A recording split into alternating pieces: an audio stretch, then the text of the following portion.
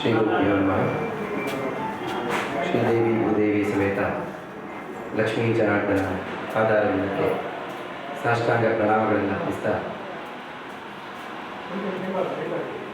ಗುರುಗಳಿಗೂ ಕೂಡ ವೇದಿಕೆಗೆ ಆಸೀನರಾಗಿರುವಂತಹ ಗುರುಗಳಿಗೂ ಕೂಡ ಸಾಷ್ಟಾಂಗ ಪ್ರಣಾಮಗಳನ್ನು ಅರ್ಪಿಸ್ತಾ, ಇವತ್ತು ಎರಡನೇ ದಿನ ಸ್ಮರಿಸು ಗುರುಗಳ ಸತತ ಅಂತ ಆ ಒಂದು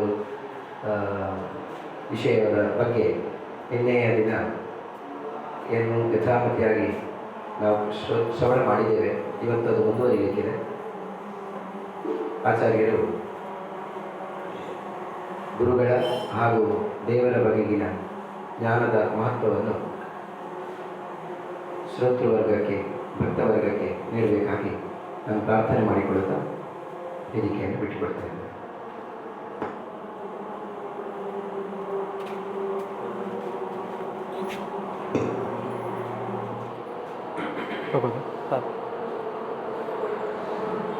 व्याख्यामुद्रा करसरसिजैः पुस्तकं शङ्खचक्रे बिभ्रद्भिन्नस्फटिकरुचिरे पुण्डरीके निषण्णः अम्लानश्रीरमृतविशधेरंशुभिः प्लावयन् माम् आविर्भूयादनघमहिमा मानसे वागधीशः ध्यायेदिन्दीवराभं निजकरकमले दक्षिणे दण्डमग्र्यम् सव्ये पाशं दधानं जघनतटगते रूप्यपीठालयस्थम् काञ्च्ये ग्रीवेयहारां गदकटककिरीटाङ्गुलीयाङ्घ्रिभूषा कर्णाकल्पोज्ज्वलाङ्गम् यदुकुलतिलकं कृष्णम् इष्टार्थसिद्धि नमस्ते प्राणेश प्रणतविभवायावनिमगाः नमस्वामिन् रामप्रियतमहनुमन् गुरुगुण नमस्तुभ्यं भीमप्रबलतमकृष्णेष्ट भगवन् नमः श्रीमन्मध्व प्रदिश सुदृशन्नो जय जय रमापतिं पूर्णगुणं मुकुन्दं व्यासं च विज्ञानसहस्रभानुं पूर्णप्रबोधं च सुतत्वदीपं क्रमाद्गुरूंश्च प्रणमामि मूर्ध्ना सर्वेन्द्रियाभिमानिस्थमुख्यप्राणस्थ विष्णुना प्रेरितश्रीशतुष्ट्यर्थं करिष्ये कर्म चाखिलं स्वस्त्यस्तु सतां हरि ओम्. ಪೊಡವೆಗೊಡೆಯನಾದ ಕಡಗೋಲು ಹಿಡಿದು ನಮ್ಮೆದೆಯ ಬೆಣ್ಣೆಯ ಕಡೆಯಲೋಸುಗ ಇಳಿದು ಬಂದ ಕೃಷ್ಣನನ್ನ ಮನಸ ನೆನೆದು ಕ್ಷೇತ್ರಸ್ವಾಮಿಯಾದಂತಹ ಶ್ರೀಭೂಸಹಿತನಾದ ಲಕ್ಷ್ಮೀ ಜನಾರ್ದನನ್ನು ಮನಸ ನಮಿಸಿ ನೆರೆದಿರುವ ಎಲ್ಲ ಸಜ್ಜನ ವೃಂದವನ್ನು ಕೂಡ ಗೌರವಿಸ್ತಾ, ಬದುಕಿನ ಏಳಿಗೆಗೆ ಕಾರಣವಾದಂತಹ ನಿಚ್ಚಳಿಕೆಯನ್ನು ನಮಗೆ ಸದಾ ಎದುರಿಗಿತ್ತು ಏರು ಅಂತ ಕೈಚಾಚುವಂತಹ ಕರುಣೆಯ ಬೆಳಕೆನಿಸಿದ ಗುರುಗಳ ಚಿಂತನೆಯನ್ನು ಎಷ್ಟು ನಡೆಸಿದರೂ ಅದು ಕಮ್ಮಿಯೇ. ಅದರಲ್ಲೂ ಈ ಕರಾವಳಿಯ ಪ್ರದೇಶದಲ್ಲಿ ತಾನು ಸಂಚರಿಸಿ ಆ ಮೂಲಕ ಸಜ್ಜನಿಕೆಯ ಮರೆಮಾಚಿದ ಗುಣವಂತಿಕೆಯ ಬೆಳಕನ್ನು ಸಮಾಜಕ್ಕೆ ಎತ್ತಿ ತೋರಿದಂಥವರು ಆಚಾರ್ಯ ಮಧ್ವರು. ಅವರ ಪೂರ್ವ ಚರಿತೆಯ ಕುರಿತಾಗಿ ವೇದವೇ ಮಾತನಾಡುತ್ತಾ ಹನುಮಂತನಾಗಿ ಭೀಮನಾಗಿ ನೆಲೆಸಿದ ಅವರ ಚರಿತೆಯನ್ನು, ಅವರ ಕೃತಿಗಳು ಪ್ರಚುರಪಡಿಸುವುದನ್ನು ನಾವು ಅವರ ಕೃತಿಗಳಲ್ಲಿ ಕಾಣುತ್ತೇವೆ. ಗುರುಗಳ ಸ್ಮರಣೆ ಕಬೀರದಾಸ ಒಂದು ದೋಹದಲ್ಲಿ ಹೇಳುವಾಗ, ನಿನ್ನೆದುರು ಗುರು ಮತ್ತು ದೇವ ಎರಡೂ ಒಟ್ಟಿಗೆ ಎದುರಾದಾಗ ನೀನೇನು ಮಾಡ್ತೀವಿ ಅಂತ ಕೇಳಿದಾಗ ಅವರು ಹೇಳ್ತಾರೆ, ನಾನು ನಮಸ್ಕಾರ ಮಾಡಬೇಕಾದದ್ದು.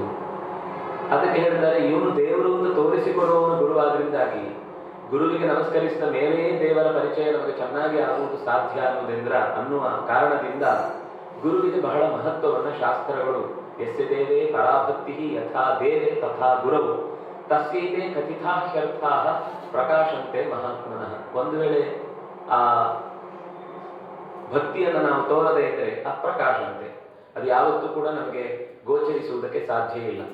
ಅದರಿಂದಾಗಿ ಹನುಮಂತ ತನ್ನ ಚರಿತೆಯ ಆ ಹೆಜ್ಜೆಗಳನ್ನು ಇರಿಸುವಾಗ ರಾಮನನ್ನ ಅತ್ಯಂತ ಮುಖ್ಯವಾಗಿ ಗುರುಸ್ಥಾನದಲ್ಲಿಟ್ಟುಕೊಂಡೇ ಗೌರವಿಸಿದ ಅನ್ನುವ ಅನೇಕ ಸಂಗತಿಗಳನ್ನು ನಾವು ನಿನ್ನೆ ನೋಡ್ತಾ ಬಂದೆವು. ಅದರ ಅಂಶಗಳನ್ನು ಹೇಳುವಾಗ ಭಗವಂತನ ಮಾತುಗಳಿಗೆ ಎಂದೂ ಕೂಡ ಎರಡನೆಯ ಮತ್ತೊಂದು ಅಡ್ಡ ಇಡುವ ಮಾತನ್ನ ಆಡದೆ ಹನುಮಂತ ಎಲ್ಲವನ್ನು ನಡೆಸ್ತಾ ಇದ್ದ ಅನ್ನುವ ಕಾರಣಕ್ಕಾಗಿಯೇನೆ ಅವನ ಮುಂದಿನ ಬದುಕಿನ ಕೆಲವು ಪ್ರಸಂಗಗಳನ್ನು ನೆನಪಿಸಿಕೊಂಡಾಗ ಆ ಗುರುಗಳ ಅನುಗ್ರಹ ಅಥವಾ ತಾನು ನಂಬಿದ ದೈವ ಶಕ್ತಿಯ ಅನುಗ್ರಹ ಅವನನ್ನು ಹೇಗೆ ರಕ್ಷಿಸಿತು ಅನ್ನುವುದನ್ನು ನಾವು ನೋಡುತ್ತೇವೆ. ಹುಡುಗನಾಗಿ ಬಂದು ರಾಮನ ಮುಂದೆ ಆಡಿದ ಮಾತುಗಳನ್ನು ಕಂಡು ರಾಮ ಅಂದ, ಇವನು ಖಂಡಿತ ಎಲ್ಲವನ್ನು ಓದಿದ ಹುಡುಗ, ಆಡಿದ ಮಾತಿನಲ್ಲಿ ನಕಿಂಚಿದ ಅಪಶಬ್ದಿತ, ಒಂದು ಸಣ್ಣ ತಪ್ಪು ಇಲ್ಲದೆ ಆಡಿದ್ದಾನೆ ಅನ್ನುವ ಈ ಮಾತುಗಳನ್ನು ಹೇಳಿ ಒಂದು ಚಂದ ಶರ ಬರೆದು ಬಿಟ್ಟ. ಹೇಗಿರ್ಬೇಕು ಶಿಷ್ಯ ಅಂತ, ಅಥವಾ ಹೇಗಿರ್ಬೇಕು ಒಬ್ಬ ದೂತ, ಅಥವಾ ಹೇಗಿರ್ಬೇಕು ಒಬ್ಬ ಸೇವಕ ಅಂತ. ಅದರ ಪರಿಣಾಮವಾಗಿ ಸುಗ್ರೀವನ ಜೊತೆಗೆ ಸಖ್ಯ ಆಯಿತು, ವಾಲಿಯ ವಧೆ ಆಯಿತು. ಮುಂದೆ ಅವನಿಗೆ ಪಟ್ಟದಲ್ಲಿ ಕುಳಿತುಕೊಳ್ಳುವ ಅಧಿಕಾರವೂ ಬಂತು. ರಾಮಚಂದ್ರ ಎಷ್ಟು ಕರುಣಾಳು ಅಂದ್ರೆ, ಅಧಿಕಾರ ಸಿಕ್ಕಿದ ತಕ್ಷಣ ನನ್ನ ಕೆಲಸ ಆಯ್ತು, ನಿನ್ ಕೆಲಸ ಆಯ್ತು, ನನ್ನ ಕೆಲಸ ಮಾಡಿಕೊಡು ಅಂತ ಹೇಳಿಲ್ಲ. ಹಲವು ಕಾರಣ ಇದೆ. ಒಂದು, ಪ್ರಾಕೃತಿಕವಾದ ವ್ಯವಸ್ಥೆಯನ್ನು ಒಪ್ಪಿಕೊಳ್ಳಬೇಕಿತ್ತು. ಚಾತುರ್ಮಾಸ್ಯದ ಮಳೆಗಾಲದ ಹೊತ್ತಿನಲ್ಲಿ ಓಡಾಡಿ ಉಳಿದ ಕಾಡಾಡಿಗಳಿಗೆ ನಾವು ತೊಂದರೆಯಾಗಿ ಕಾಣಬಾರದು ಅಂತ ಅನ್ನುವ ದೃಷ್ಟಿಯಿಂದ 4 ತಿಂಗಳು ನೀವು ನಿಮ್ಮ ಸಂತೋಷದ ಕೂಟದಲ್ಲಿ ಮೈ ಮರೆತರೂ ತೊಂದರೆ ಇಲ್ಲ, ಅದಾದ ಮೇಲೆ ನನಗೆ ಸಹಾಯಕ್ಕೆ ನೀವೆಲ್ಲ ಒದಗಬೇಕು ಅಂತ ಹೇಳಿ ಕಳುಹಿಸಿದ್ದಾನೆ. ಸುಗ್ರೀವ ಮೈ ಮರೆತು ಬಿಟ್ಟಿದ್ದಾನೆ. ತಡವಾಗಿ ಮತ್ತು ಬಹಳ ಕಾಲದ ನಂತರ ಸಿಕ್ಕಿದ ಅಧಿಕಾರ. ಹಾಗಾಗಿ ಮೈ ಮರೆತಾಗ ತಾರೆ ಎಚ್ಚರಿಸ್ತಾಳೆ ಮಧ್ಯದಲ್ಲಿ. ಹನುಮಂತನೂ ಬಂದು ಎಚ್ಚರಿಕೆ ಕೊಡ್ತಾನೆ. ಹನುಮಂತ ಎಚ್ಚರಿಕೆ ಕೊಡುವಾಗ ಸ್ಪಷ್ಟವಾಗಿ ಹೇಳುತ್ತಾನೆ, ನೀನು ನಿನಗೆ ಒದಗಿದ ಯಾವತ್ತೂ ಕೂಡ ಕೃತಜ್ಞನೇ ನಾಸ್ತಿ ನಿಷ್ಕೃತಿ. ಯಾರು ಕೃತಜ್ಞನಾಗ್ತಾನೋ ಅವನಿಗೆ ಯಾವುದೇ ಪಶ್ಚಾತ್ತಾಪದ ಪ್ರಾಯಶ್ಚಿತ್ತಗಳು ಅವನಿಗೆ ಫಲಿಸುವುದಿಲ್ಲ. ಆಮೇಲೆ ಪಶ್ಚಾತ್ತಾಪ ಪಟ್ಟರು ಅದು ಈ ಟ್ರೈನ್ ಹೋದ್ಮೇಲೆ ಟಿಕೆಟ್ ತಗೊಂಡ ಹಾಗೆ, ಏನು ಉಪಯೋಗ ಇಲ್ಲ ಅಂತ ಬೈತಾನೆ. ಅದರಿಂದಾಗಿ ನೀನ್ ಮಾಡ್ತಾ ಇರೋದು ತಪ್ಪು ಅಂತ ಸುಗ್ರೀವನನ್ನ ಬಹಳ ಚೆನ್ನಾಗಿ ಎಚ್ಚರಿಕೆ ಕೊಟ್ಟು ಹೇಳ್ತಾನೆ. ತಾರೆಯು ಆ ಮಾತನ್ನ ಹೇಳಿದ್ರಿಂದಾಗಿ ಸುಗ್ರೀವನ ಆ ಪಡೆ ಹನುಮಂತನ ಆದೇಶದಿಂದ ತ್ವರಿತವಾಗಿ ಎಲ್ಲ ದಿಕ್ಕುಗಳನ್ನ ಸಂಚರಿಸಬಲ್ಲ ದೂತರನ್ನ ಕಳುಹಿಸಿ ದೊಡ್ಡ ಸೇನೆಯ ಮೊತ್ತವನ್ನ ಆ ಇಡೀ ಸುಗ್ರೀವನ ಪರಿಸರದಲ್ಲಿ ಮುತ್ತಿಕೊಳ್ಳುವಂತೆ ಮಾಡುತ್ತಾನೆ. ಅದೇ ಹೊತ್ತಿಗೆ 4 ತಿಂಗಳು ಕಳೆದಿದೆ, ಇನ್ನೂ ಆತ ಸುದ್ದಿಯನ್ನು ಎತ್ತಿಲ್ಲ ಅನ್ನುವ ಕಾರಣಕ್ಕಾಗಿ ರಾಮಚಂದ್ರ ಕೆಂಗಣ್ಣು ಬೀರಿದವನಂತೆ ಲಕ್ಷ್ಮಣನಲ್ಲಿ ಆ ಕೋಪವನ್ನು ತುಂಬಿ ಕಳುಹಿಸಿದ್ದಾನೆ.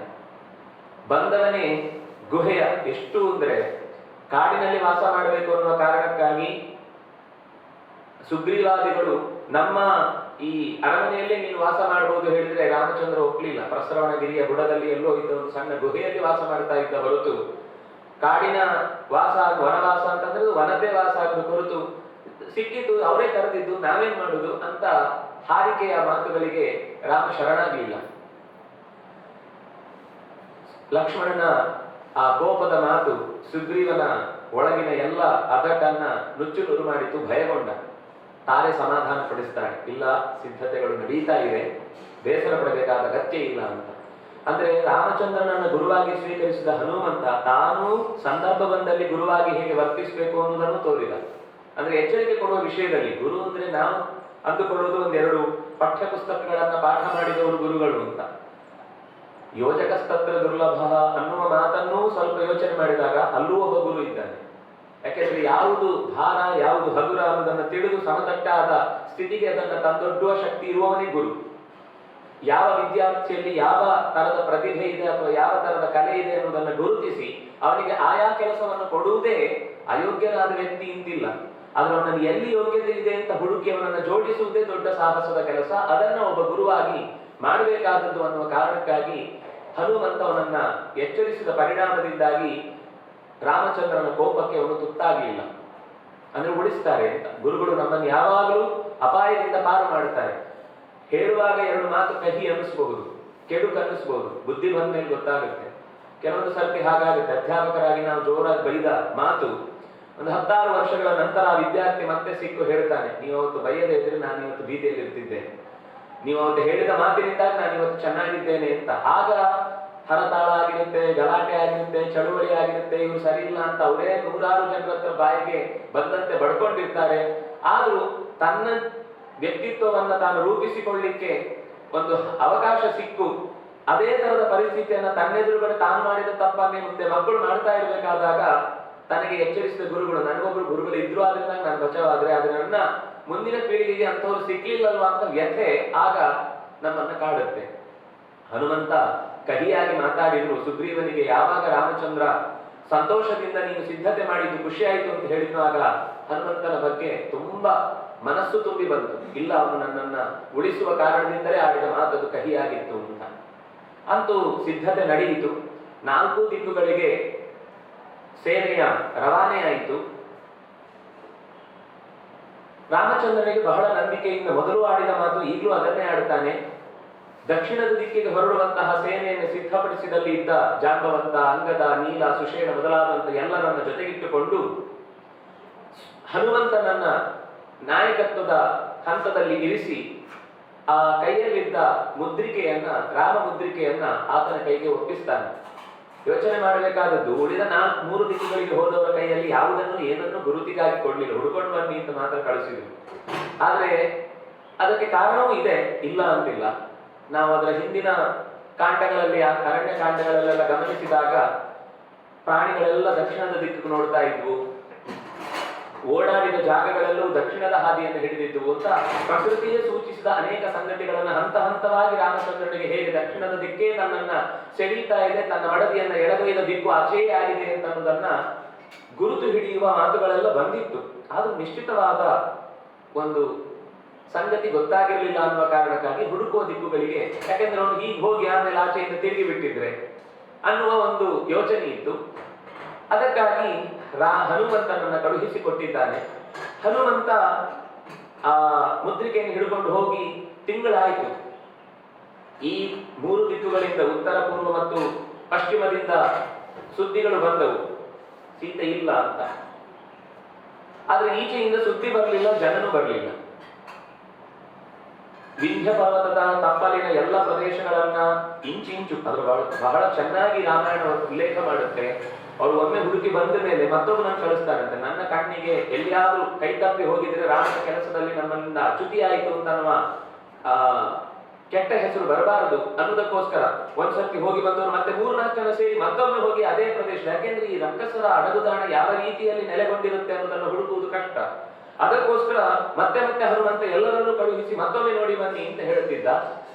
ಹೀಗೆ ಹೋದ ದಾರಿಯ ಉದ್ದಕ್ಕೂ ನೋಡಿಕೊಂಡು ಬರ್ತಾ ಮಧ್ಯದಲ್ಲಿ 1 ತಿಂಗಳು ಕಳೆದು ಹೋದದನ್ನು ಕಂಡು ತಾರ ಅನ್ನುವಂತಹ ಒಬ್ಬ ಕವಿ ಅಲ್ಲೊಂದು ಒಳ್ಳೆಯ ಗುಹೆ ಕಾಣುತ್ತೆ, ಹೊರಟು ಬಿಡ್ತಾರೆ ಒಳಗೆ. ಬಹಳ ಚಂದ ಪ್ರಸಂಗವನ್ನು ವರ್ಣನೆ ಮಾಡುತ್ತೆ ರಾಮಾಯಣ. ತಿನ್ಲಿಕ್ಕೆ, ಉಣ್ಲಿಕ್ಕೆ, ಓಡ್ಲಿಕ್ಕೆ, ಕುಣಿಲಿಕ್ಕೆ ಎಲ್ಲದಕ್ಕೂ ಬೇಕಾದ ವೆಲ್ ಫ್ಲೆಜ್ಡ್ ಅಂತ ಹೇಳ್ತೀವಲ್ಲ, ಈಗಿನ ಸಾಮಾನ್ಯ ಅಪಾರ್ಟ್ಮೆಂಟ್ಗಳಿಗೆ ಹೋಗ್ಲಿಕ್ಕೆ ನೀವು ಕೈ ಹಿಡ್ಕೊಂಡು ಹೋಗ್ತಾ ಇದ್ದು ಉಳಿದದ್ದೆಲ್ಲ ಇರುತ್ತೆ, ಹೆಂಡತಿ ಮಕ್ಕಳು ನಿಮ್ ಕೈಯಲ್ಲಿ ಇರಬೇಕು, ಉಳಿದಿದ್ದೆಲ್ಲ ಅಲ್ಲೇ ಇರುತ್ತೆ ಅಂತ. ಆ ತರ ಪೂರ್ತಿ ಸಿದ್ಧವಾದ ಮನೆ. ಈ ಕಪಿಗಳಿಗೆ ತಿನ್ನಬೇಕು ಅಂತ ತವಕ. ಆದ್ರೂ ಅದರಲ್ಲೂ ಒಂದು ರಾಮನ ಕಡೆಯಿಂದ ಬಂದ ಎಚ್ಚರಿಕೆ ಇದ್ದದ್ರಿಂದ ಯಾರು ಕೈ ಹಾಕದೆ ಕಾಯ್ತಾ ಇದ್ರು, ಯಾರಾದ್ರೂ ಪರ್ಮಿಷನ್ ಕೊಡ್ಲಿ ಅಂತ. ಆದ್ರೆ ಹನುಮಂತ ಮುಂದೆ ಇದ್ದ ಅನ್ನೋ ಕಾರಣಕ್ಕಾಗಿ ಒಬ್ಬ ಗುರು ಇದ್ರೆ ಹೇಗೆ ಇರುತ್ತೆ ಉಳಿದ ಪರಿಸರ ಅನ್ನೋದು. ಕಪಿಗಳ ಸೈನ್ಯ ಅದು. ಯಾವುದೋ ಹುಡುಗರನ್ನೇ ನಾವು ಕಪಿಗಳಿಗಿಂತ ಹೆಚ್ಚು ಸಂಭಾಳಿಸುವುದಕ್ಕೆ ಕಷ್ಟಪಡಬೇಕಾಗುತ್ತೆ. ಕಪಿಗಳೇ ಆಗಿ ಸಿದ್ಧವಾದ ಎಲ್ಲ ಅನ್ನವನ್ನೂ ಕಂಡು ಹಣ್ಣು ಇತ್ಯಾದಿ ಎಲ್ಲವೂ ಅಲ್ಲೇ ಇದೆ. ಆದ್ರೆ ಹನುಮಂತನ ಮುಖದಲ್ಲಿ ಒಪ್ಪಿಗೆಯ ಸೂಚನೆ ಇಲ್ಲ. ಹಾಗಾಗಿ ಯಾರು ಕಕ್ಕ ಮಿಕ್ಕ ಅನ್ಲಿಲ್ಲ, ಏನು ಮಾತಾಡ್ಲಿಲ್ಲ. ಸರಿ, ಒಳಕ್ಕೆ ಹೋದ ಮೇಲೆ ಅಲ್ಲಿ ಒಂದು ಹೆಣ್ಮಗಳು ಕೂತದ್ದನ್ನು ಕಂಡಿದ್ದಾರೆ, ಮಾತಾಡಿಸಿದ್ದಾರೆ, ಅದೆಲ್ಲ ಆಯ್ತು. ಸ್ವಯಂ ಪ್ರಭಾ ಅಂತ ಪೂರ್ವ ಹೆಣ್ಮಗಳು ಅಲ್ಲಿ ಮಾಯನ ಮಗಳ ಗೆಳತಿ. ಅವಳು ಅಲ್ಲಿ ನೆಲೆಗೊಂಡಿದ್ದು ನೋಡ್ಕೊಳ್ಳಿಕ್ಕೆ ಅಂತ ಅವಳ ಕೈಯಲ್ಲಿ ವಿಕಾರ ಇತ್ತು. ಅತ್ಯಂತ ತಪಸ್ವಿನಿ ಆಕೆ. ನಡೆದು ಬಂದ ಪ್ರಸಂಗ, ಸೀತೆಯನ್ನು ಹುಡುಕಿಕೊಂಡು ಬರುವ ಈ ಎಲ್ಲ ಅಂಶಗಳನ್ನ ಹೇಳಿದ ಮೇಲೆ ಎಲ್ಲ ಬಳಲಿದ್ದಾರೆ. ಮೊದಲು ಅವರ ಹೊಟ್ಟೆ ತುಂಬಿಸ್ಬೇಕು ಅಂದ್ರೆ ಹನುಮಂತ ಈ ಇಷ್ಟು ಮುಖ್ಯ ವಿಷಯ ಮಾತಾಡಿದ ಮೇಲೆ ಬೇರೆ ವಿಷಯಕ್ಕೆ ಹೋಗ್ಲಿಲ್ಲ. ತನ್ನನ್ನು ನಂಬಿಕೊಂಡು ಬಂದವರಿಗೆ ಎಲ್ಲರಿಗೂ ಮೊದಲು ಆಗಬೇಕಾದ ಸವಲತ್ತನ್ನು ಒದಗಿಸುವ ನಿಟ್ಟಿನಲ್ಲಿ ಅವರಿಗೆ ಇದೆಲ್ಲ ವ್ಯವಸ್ಥೆಯನ್ನ ನೀನೇನು ಅಂದುಕೊಳ್ಳಿಲ್ಲ ಅಂದ್ರೆ ಉಪಯೋಗಿಸಿಕೊಳ್ಳಿಕ್ಕೆ ಅವಕಾಶ ಕೊಡು ಅಂತ. ಒಪ್ಪಿಗೆ ಕೊಟ್ಟದ್ದೇ ತಡ. ಕಪಿಗಳ ಸೇನೆ ಇಡೀ ಅಷ್ಟು ಪ್ರದೇಶದಲ್ಲಿ ಎಲ್ಲ ಕಡೆ ವ್ಯಾಪಿಸಿಕೊಂಡು, ಬಹಳ ಚೆನ್ನಾಗಿದೆ ಅದರ ವರ್ಣನೆಗಳು. ಆ ಪಾತ್ರೆಗಳನ್ನು ಜೋಡಿಸಿದ್ದ ರೀತಿ, ಅದು ಥಳಥಳಿಸ್ತಾ ಇತ್ತು. ಸುಮ್ಮನೆ ಇಟ್ಟು ಎಲ್ಲೋ ಮರೆತು ಹೋಗಿ ಧೂಳು ಹಿಡಿದ ಸಂಗತಿ ಅಲ್ಲ, ಪ್ರತಿ ದಿವಸವೂ ಅದು ಶುದ್ಧವಾಗಿರ್ತಿತ್ತು ಅನ್ನುವ ರೀತಿಯಲ್ಲಿದ್ದ ಎಲ್ಲ ಆ ಪರಿಸರದಲ್ಲಿದ್ದ ಪದಾರ್ಥಗಳನ್ನ ಬಹಳ ಸ್ವಚ್ಛವಾಗಿ ಸ್ವೀಕರಿಸಿ ಅಷ್ಟೊತ್ತಿಗೆ ಆ ತಾರ ಹೇಳ್ತಾನೆ, ಆಯ್ತು ಸ್ವಲ್ಪ ತಿಂದ ಮೇಲೆ ಯಾವಾಗಲೂ ಬುದ್ಧಿ ಸ್ವಲ್ಪ ಬೇರೆ ಕಡೆ ಯೋಚನೆ ಮಾಡ್ತಾ. ಅಲ್ಲಿ ತನಕ ತುಂಬಾ ನ್ಯಾಯ ಇತ್ಯಾದಿಗಳ ಬಗ್ಗೆ ಮಾತಾಡ್ತಾ ಇದ್ದ ತಾರ ಹೇಳ್ತಾನೆ, ದಿನ ಕಳೆದು ಜಾಸ್ತಿ ನಾವು ಸಮಸ್ಯೆಯಲ್ಲಿ ಸಿಕ್ಕಿದ್ದೇವೆ ಈಗ. ಯಾಕಂದ್ರೆ 30 ದಿನ ಆದ್ಮೇಲೆ ಅವನಿಗೆ ಚಂಡಶಾಸನ ಅಂತ ಹೆಸರು, ಜೊತೆಗೆ ಸುಗ್ರೀವಾಜ್ಞೆ ಅಂತ ನಾವಿವತ್ತು ಕೇಳುವುದಿದ್ರೆ ಅದರ ಮೂಲ ಶಬ್ದ ಇರುವುದು ರಾಮಾಯಣದಲ್ಲಿ. ಸುಗ್ರೀವನ ಆಜ್ಞೆಯನ್ನು ಮೀರಿದರೆ ಪ್ರಾಣ ತೆಗೆಯುವುದಕ್ಕೆ ಸ್ವಲ್ಪವೂ ಹೇಸುವವನಲ್ಲ ಅವನು. ಅಷ್ಟು ಸ್ಟ್ರಿಕ್ಟ್ ಅಂದ್ರೆ ಸ್ಟ್ರಿಕ್ಟ್. ಕಪಿಗಳ ಲೋಕದಲ್ಲಿದ್ದ ನಿಯಮ. ಮನುಷ್ಯರಾದ್ರೂ ಸ್ವಲ್ಪ ಯೋಚನೆ ಮಾಡಿ ಯಾರು. ಕಪಿಗಳಲ್ಲಿದ್ದ ನಿಯಮ, ಅವನು ತಪ್ಪು ಮಾಡಿದ ಅಂದ್ರೆ ಅದಕ್ಕೆ ಶಿಕ್ಷೆ ಮರಣದಂಡನೆ ಹೌದಾದ್ರೆ ಮತ್ತೆ ಅದರಲ್ಲಿ ವೆರಿಫಿಕೇಶನ್ ಇಲ್ಲ, ರಾಷ್ಟ್ರಪತಿ ಹತ್ರ ದಸ್ಕತ್ ಹಾಕಲಿಕ್ಕೂ ಅಪೀಲ್ ಮಾಡ್ಲಿಕ್ಕೂ ಅವಕಾಶ ಇಲ್ಲ.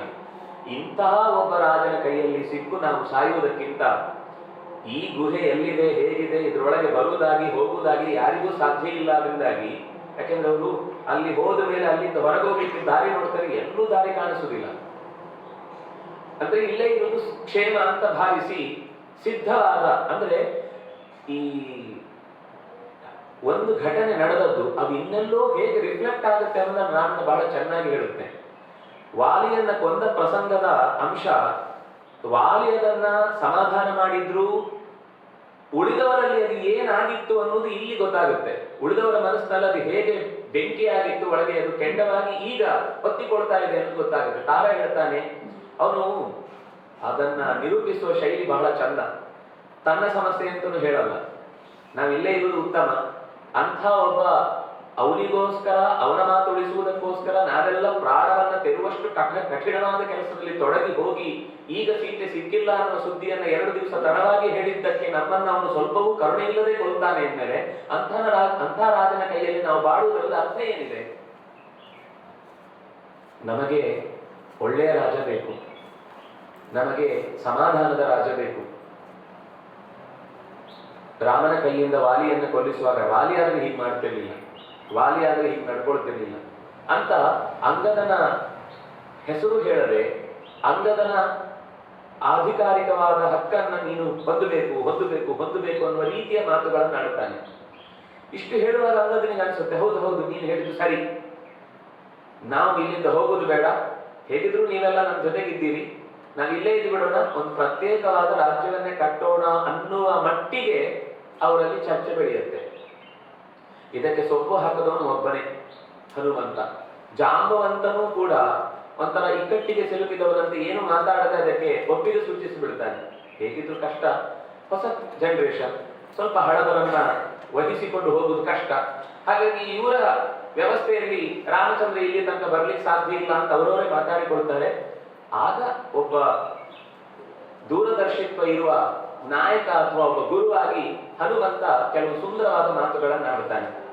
ನೀನು ತಾರನನ್ನ ಕುರಿತು ಮಾತಾಡುತ್ತಾನೆ, ನೀನು ಹೇಳಿದ ಮಾತುಗಳೆಲ್ಲವೂ ಕೂಡ ಕೇಳಲಿಕ್ಕೆ ಬಹಳ ಚಂದ, ಆದರೆ ಪ್ರಾಕ್ಟಿಕಲಿ ಪ್ರಯೋಗಾತ್ಮಕವಾಗಿ ಯಾವ ರೀತಿಯಿಂದಲೂ ಕೂಡ ನಿಮಗೆ ಸಿಹಿಯನ್ನು ಉಣಿಸುವ ಕಥೆ ಅಲ್ಲ. ಈ ಕ್ಷಣಕ್ಕೆ ನಿಮಗೆ ಸಿಹಿ ಅನಿಸಬಹುದು, ಆದ್ರೆ ಇದರ ಪರಿಣಾಮ ನೀವೆಲ್ಲರೂ ನೀವು ಅನ್ಕೊಂಡ್ರಿ ಈ ಗುಹೆಯಿಂದ ಯಾರೂ ಎದುರಿಸಿ ಬರ್ಲಿಕ್ಕೆ ಸಾಧ್ಯ ಇಲ್ಲ ಅಂತ. ರಾಮಚಂದ್ರನ ಬಾಣಕ್ಕೆ ಸತ್ಯಲೋಕವೇ ಅಲುಗಾಡುತ್ತೆ. ನಿಮ್ಮ ಈ ಸಣ್ಣ ಒಂದು ಗುಹೆಯನ್ನ ಭೇದಿಸಿ ಅವನ ಬಾಣ ನಿಮ್ಮಲ್ಲೆಲ್ಲರನ್ನೂ ಕೂಡ ನುಚ್ಚು ನೂರು ಮಾಡುತ್ತೆ ಅನ್ನೋದ್ರಲ್ಲಿ ನಿಮಗೆ ಸಂದೇಹವೇ ಬೇಡ. ಹಾಗಾಗಿ ನಾನಿರುವ ತನಕ ನೀವು ಪ್ರತ್ಯೇಕ ರಾಜ್ಯದ ಕೂಗನ್ನು ಎತ್ತಿದ್ರೆ ನಿಮ್ಮೆಲ್ಲರನ್ನೂ ಇಲ್ಲಿಯೇ ನೆಲಕ್ಕೆ ಒತ್ತಿ ಹಿಡಿದು ಸೀದಾ ರಾಮನ ಪಾದದ ಬುಡಕ್ಕೆ ಕರ್ಕೊಂಡು ಹೋಗಿ ಒಪ್ಪಿಸ್ತೇನೆ ಅಂತ ಗಟ್ಟಿ ಮಾತಾಡುತ್ತಾನೆ. ಎಲ್ರಿಗೂ ಬಹಳ ಹಿಂಸೆ ಆಗುತ್ತೆ. ಈ ಹನುಮಂತನನ್ನು ಕರ್ಕೊಂಡು ಬಂದು ನಾವು ಸಿಕ್ಕಿಬಿದ್ವಿ, ನಾವೇ ಒಂದಿಷ್ಟು ಜನ ಬಂದಿದ್ರೆ ಆರಾಮಾಗಿತ್ತು. ರಾಮನ ವಿಷಯದಲ್ಲಿ ನೀವು ಯಾರೇ ತಪ್ಪು ಆಲೋಚನೆ ಮಾಡಿದ್ರೂ ನಾನು ನಿಮ್ಮನ್ನು ಯಾರನ್ನು ಉಳಿಸಲ್ಲ. ಇದು ನನ್ನ ಮತ್ತೆ ಮತ್ತೆ ನಾನು ಹೇಳುವ ಮಾತು. ಇದನ್ನು ಹೇಳಿದ ಮೇಲೆ ಹನುಮಂತನನ್ನು ಎದುರಿಸುವ ಯೋಚನೆ ಯಾರಿಗೂ ಇರಲಿಲ್ಲ. ತೆಪ್ಪಗೆ ಕೊನೆಗೆ ಸ್ವಯಂ ಪ್ರಭೆ ಎಲ್ಲರೂ ಕಣ್ಣು ಮುಚ್ಚಿ ಅಂತ ಹೇಳಿಕೊಂಡ ನಂತರ ಕಣ್ಣು ಮುಚ್ಚಿದ್ರು, ಆ ಗುಹೆಯಿಂದ ಹೊರಕ್ಕೆ ತಂದು ಸಮುದ್ರದ ತೀರದಲ್ಲಿ ಬಂದು ಬಿಟ್ಟಿದ್ದಾರೆ. ಎಲ್ಲರೂ ಎದ್ದು ನೋಡಿದ್ರೆ ಬರೀ ಸಮುದ್ರ, ಎಷ್ಟು ನೋಡಿದಷ್ಟು ನೀರು. ಗಾಬರಿ ಆಯಿತು. ಗಾಬರಿಯಾಗಿ ಇನ್ನು ಹಾಗಿದ್ರೆ ಸೀತೆ ಸಿಗುವ ಸಾಧ್ಯತೆ ಇಲ್ಲ, ಇದರಿಂದ ಆಚೆಗೆ ಎಲ್ಲಿ ಹುಡುಕುದು ಸೀತೆಯನ್ನು? ನಾವು ಈಜ್ಕೊಂಡು ಹೋಗಿ ಹುಡುಕುವ ಸಾಧ್ಯತೆ ಇದೆಯಾ? ನಮಗೆ ಸಾವು ಅನ್ನೋದು ನಿಶ್ಚಯ ಅಂತ ಅನಿಸಿತ್ತು ಅನ್ಸುತ್ತೆ. ಅಲ್ಲಿ ಬದುಕ್ತಿದ್ರು, ಇಲ್ಲಿ ಕರ್ಕೊಂಡು ಬಂದು ಬಿಟ್ಟಿದ್ದಾಳೆ. ವಾಪಸ್ ಹೋದ್ರು ಸಾವು, ಇಲ್ಲೇ ಇದ್ರು ಆಹಾರ ಇಲ್ಲದೆ ನಾವು ಸಾಯ್ಬೇಕಾಗತ್ತೆ. ಹಾಗೆ ಹೇಗೂ ಸಾಯ್ತೇವೆ, ಪ್ರಾಯೋಪವೇಶ ಮಾಡಿಯೇ ಸಾಯೋಣ ಅಂತ ಎಲ್ಲರೂ ಸಮುದ್ರದ ತೀರದಲ್ಲೇ ಆಕಾಶಕ್ಕೆ ಮೋರೆ ಮಾಡಿ ಬೆನ್ನು ನೆಲಕ್ಕೆ ಹಾಕಿ ಪ್ರಾಣವನ್ನು ಬಿಡುವ ಸಂಕಲ್ಪವನ್ನು ಮಾಡಿದ್ದಾರೆ. ಹಾಗೆ ಪ್ರಾಣ ಬಿಡುವಾಗಲೂ ಮಾತಾಡ್ತಾ ಪರಸ್ಪರ ರಾಮನ ಸಂಗತಿಯನ್ನು ಹೇಳ್ತಾ, ಈ ರಾಮ ಒಂದು ಎಲ್ಲಿಂದ ಬಂದು ನಮ್ಗೆ ಯಾಕೆ ಸಿಕ್ಕಾಕೊಂಡು, ಈ ಸುಗ್ರೀವನಿಗೆ ಯಾಕೆ ಸಿಕ್ಕಿ ನಾವು ಅವನ ನೆಪದಲ್ಲಿ ಇಲ್ಲಿ ತನಕ ಬಂದು ಅಂತ ಒಬ್ರಿಬ್ರು ಮಾತಾಡ್ತಾ ಇರ್ಬೇಕಾದ್ರೆ ಮಧ್ಯದಲ್ಲಿ ಆ ಕಥೆಯ ಮಧ್ಯದಲ್ಲಿ ಒಬ್ಬ ಹೇಳ್ತಾನೆ, ಜಟಾಯು ತುಂಬಾ ಪುಣ್ಯವಂತ. ಯಾಕೆಂದ್ರೆ ರಾಮನ ಕೈಯಲ್ಲಿಯೇ ಅವನಿಗೆ ಉತ್ತಮವಾದ ಲೋಕ ಸಿಕ್ಕಿತು, ಅವನನ್ನ ಸಂಸ್ಕಾರ ಮಾಡಿ ಅವನೇ ಉತ್ತಮ ಲೋಕಕ್ಕೆ ಕಳುಹಿಸಿಕೊಟ್ಟ ಅಂತ ಹೀಗೆ ಮಾತಾಡುವಾಗ ಇದ್ದಕ್ಕಿದ್ದಂತೆ ಪೂರ್ತಿ ನೆರಳು ಆವರಿಸಿತು. ಕಣ್ಣು ಮುಚ್ಚಿ ಕೂತಿದ್ದಾರೆ ಬಿಸಿಲು ಬರುತ್ತೆ ಅಂತ, ಆದ್ರೆ ಬಿಸಿಲು ಹೋದಾಗ ಅನ್ನಿಸ್ತು ಪೂರ್ತಿ ನೆರಳು, ಮೋಡ ಕವಿದಿರಬಹುದು ಅಂತ ಅಂದುಕೊಂಡು ಹಾಗೆ ಮಾತಾಡ್ತಾ ಇದ್ರು. ಸ್ವಲ್ಪ ಹೊತ್ತಾದ್ಮೇಲೆ ಅತ್ಯಂತ ಕಟುವಾದ ವಾಸನೆ ಅವರ ಮೂಗನ್ನು ಬಡಿಯಿತು. ಏನು ಅಂತ ತೆಗೆದು ನೋಡಿದ್ರೆ ಏನು ಕಾಣಿಸಲಿಲ್ಲ, ಮೋಡನೂ ಅಲ್ಲ ಅದು, ಮೋಡವನ್ನು ಮೀರಿದ ಪೂರ್ತಿಯಾದ ಒಂದು ಅತ್ಯಂತ ಕೊಳಕಾದ ತೀವ್ರ ರಕ್ತ ಮಾಂಸದಿಂದ ತುಂಬಿದ ಒಂದು ದೊಡ್ಡ ಮಾಂಸದ ಮುದ್ದೆ. ಅವ್ರಿಗೆ ಏನು ಅಂತ ಕಾಣಿಸ್ಲಿಲ್ಲ. ಅದರ ಹತ್ತಿರಕ್ಕೆ ಕಣ್ಣು ಮತ್ತೆ ಬಿಟ್ಟಾಗ ಕಾಣಿಸುವ ಒಂದು ದೊಡ್ಡ ಬಾಯಿ ಎಲ್ಲರನ್ನೂ ನುಂಗ್ಲಿಕ್ಕೆ ಕಾಯ್ತಾ ಇದೆ. ಭಯದಿಂದ ಜಟಾಯುವಿಗೆ ಕನಿಷ್ಠ ಪಕ್ಷ ಒಂದು ಸಂಸ್ಕಾರ ಸಿಕ್ತು, ನಾವು ಯಾವುದೋ ಪ್ರಾಣಿಯ ಹೊಟ್ಟೆಗೆ ಹೋಗಿ ಸಾಯ್ತಾ ಇದ್ವಲ್ಲ ಅಂತ ಮತ್ತೆ ಯಾರು ಅಂದ. ತಕ್ಷಣವೇ ಆ ಗೊಗ್ಗುರು ಧ್ವನಿಯಿಂದ ಮೇಲಿನಿಂದ ನಿಂತು ಆ ಬಾಯಿ ತೆರೆದಿದ್ದಂತಹ ಒಂದು ದೊಡ್ಡ ಹಕ್ಕಿ, ಏನ್ ಹೇಳಿದಿ ನೀನು? ಜಟಾಯುವ ಬಗ್ಗೆ ಹೇಳಿದ್ಯಾ? ಅವ್ರು ಹೇಗೆ ಗೊತ್ತು ನಿಮಗೆ ಅಂತ ಆ ಹಿಂದಿನ ಅಷ್ಟು ಕಥೆಗಳನ್ನ ಕೇಳಿಸಿಕೊಂಡ ಹೊತ್ತಿನಲ್ಲಿ ರಾಮಚಂದ್ರನ ಈ ಪ್ರಸಂಗದಲ್ಲಿ ಜಟಾಯು ಸಾವನ್ನಪ್ಪಿದ ಕಥೆಯನ್ನು ಮತ್ತೆ ಮರಳಿ ಕೇಳುತ್ತಾನೆ. ಎಲ್ಲ ಕಥೆಯನ್ನ ಮತ್ತೆ ಹೇಳ್ತಾರೆ. ಹೇಳಿದ ತಕ್ಷಣವೇ ರಾಮನ ಕಥೆಯನ್ನು ಕೇಳ್ತಾ ಇದ್ದಂತೆ ನವಪಕ್ಷ ಜಾತಃ, ಹೊಸ ರೆಕ್ಕೆಗಳಿಂದ ಚೆನ್ನಾಗಿ ಅವನು ಗರಿಗೆಗರಿ ನಿಂತು ನೀವು ಯಾರು, ಯಾಕೆ ಬಂದಿದ್ದೀರಿ, ಈ ಎಲ್ಲ ವಿಷಯಗಳನ್ನು ಸಂಗ್ರಹಿಸಿದ. ಅವ್ರು ಹೇಳ್ತಾರೆ, ನಾವು ರಾಮನ ಕಡೆಯಿಂದ ಸೀತೆಯನ್ನು ಹುಡುಕ್ತಾ ಇತ್ತ ಕರೆದೊಯ್ದಿರುವ ರಾವಣನ ದಿಕ್ಕಿನಂತ ನಾವು ಸಾಗಿದ್ದೇವೆ. ಇನ್ನು ಮುಂದೆ ಈ ಸಮುದ್ರದ ಅಲೆಗಳಿಗೆ ಹೊಡೆತಕ್ಕೆ ನಾವು ಸಿಲುಕಿ ಸಾಯಬೇಕಷ್ಟೇ ಹೊರತು ಸಿಗುವುದು ಹೇಗೆ ಸಾಧ್ಯ ಸೀತೆಯ ಸುದ್ದಿ. ತಕ್ಷಣ ಅವನಿಗೆ ತನ್ನ ಮಗ ತನಗಾಗಿ ಆಹಾರ ತರ್ತಾ ಇರುವ ಸಂದರ್ಭದಲ್ಲಿ ನಡೆದ ಘಟನೆಯೊಂದನ್ನು ಅವನು ನೆನಪಿಸಿಕೊಂಡು, ರಾವಣ ಇತ್ತಲೇ ಲಂಕೆಯತ್ತ ಕರೆದೊಯ್ದಿದ್ದಾನೆ. ಸಂಪಾತಿ ಜಟಾಯುವಿನ ಅಣ್ಣ, ಅರುಣನ ಮಕ್ಕಳಿದ್ರು ಕೂಡ. ಅರುಣ ಪಕ್ಷಿ ರಾಜನೆನಿಸಿದಂತಹ ಗರುಡನ ತಮ್ಮ. ಈ ವ್ಯವಸ್ಥೆಯ ಮಧ್ಯದಲ್ಲಿ ಸೂಕ್ಷ್ಮವಾದ ಕಣ್ಣಿರುವುದರಿಂದ ನನಗೆ ಲಂಕೆಯಲ್ಲಿ ಸೀತೆಯನ್ನು ಇರಿಸಿದ್ದಾನೆ ಅನ್ನುವ ಸಂಗತಿ ನನಗೆ ಗೊತ್ತಿದೆ. ನಾನು ಬೆಟ್ಟದ ತುದಿಯಿಂದ ನೋಡಿದಾಗ ಸೀತೆಯನ್ನು ಎಲ್ಲಿ ಇರಿಸಿದ್ದಾನೆ ಎನ್ನುವುದನ್ನು ನಾನು ಹೇಳಬಲ್ಲೆ, ಆದ್ರೆ ಸೀತೆ ಇರುವುದಂತೂ ಹೌದು. ಇಷ್ಟು ಹೇಳಿ ನೀವು ದಕ್ಷಿಣದ ಕಡೆಗೆ ರಾಮನಿಗೆ ಸುದ್ದಿಯನ್ನು ತಿಳಿಸುವುದಕ್ಕಾಗಿ ಸೀತೆಯನ್ನು ಹುಡುಕ್ತಾ ಖಂಡಿತ ಹೋಗಬಹುದು ಅಂತ ಇಷ್ಟು ಸುದ್ದಿ ಹೇಳಿದ ಮೇಲೆ ಒಂದು ರೀತಿ ಸುದ್ದಿಯಿಂದಾಗಿ ಮನಸ್ಸಿನಲ್ಲಿ ಮುದ ಆಯಿತು, ಸಂತೋಷ ಆಯಿತು. ಆದ್ರೆ ಹೋಗುದು ಯಾರು? ಇಷ್ಟರವರೆಗೂ ಮಾತಾಡ್ತಾ ಇರುವಾಗ ಎಲ್ಲರೂ ಒಬ್ಬೊಬ್ರು ಹೇಳಿದ್ರು, ನಾನು 10 ಯೋಜನೆ ಹಾರ್ತೇನೆ, ನಾನು 20, ನಾನು 30, ನಾನು 40, 50, 60, 70, 80, 90 ಎಲ್ಲರೂ ಹೇಳಿದ್ರು. ಅಂಗದ ಹೇಳಿದ ನಾನು 100 ಹಾರ್ತೇನೆ. ಈಗ ಅವನು ಸ್ವಲ್ಪ ನಾಯಕತ್ವದ ಸ್ಥಾನದಲ್ಲಿ ಇದ್ದವನಲ್ವ, ನಾನು 100 ಹಾರ್ತೇನೆ, ಹಾರಿದ ಮೇಲೆ ಯಾರಾದ್ರೂ ನನ್ನನ್ನು ಅಲ್ಲೇ ಯಾವ್ದಾದ್ರು ಆಸ್ಪತ್ರೆಗೆ ಸೇರಿಸ್ಬೇಕು, ವಾಪಸ್ ಬರೋ ತಾಕತ್ ನನಗಿಲ್ಲ. ಅಥವಾ ಆ ರಾಕ್ಷಸರ ನಾಡಿನಲ್ಲಿ ಎಲ್ಲವನ್ನ ಎದುರಿಸಿ ಮರಳಿ ಬರುವ ಶಕ್ತಿ ನನಗಿಲ್ಲ. ಜಾಂಬವಂತ ಹೇಳ್ತಾನೆ, ನಾಯಕನಾಗಿ ನಿನ್ನನ್ನು ಕಳುಹಿಸುವ ಅವಶ್ಯಕತೆ ಇಲ್ಲ ಮತ್ತು ಸಾಧ್ಯವೂ ಅಲ್ಲ. ಯಾಕೆಂದ್ರೆ ಮುಂದೆ ಅಂಗದ ಮುಂದೆ ಯುವರಾಜನಾಗಿ ಮೆರೆಯಲಿಕ್ಕಿರುವವನು, ಇಂಥವನನ್ನ ಅಪಾಯದ ಹಂತಕ್ಕೆ ನಾವು ದೂಡುವಂತಿಲ್ಲ.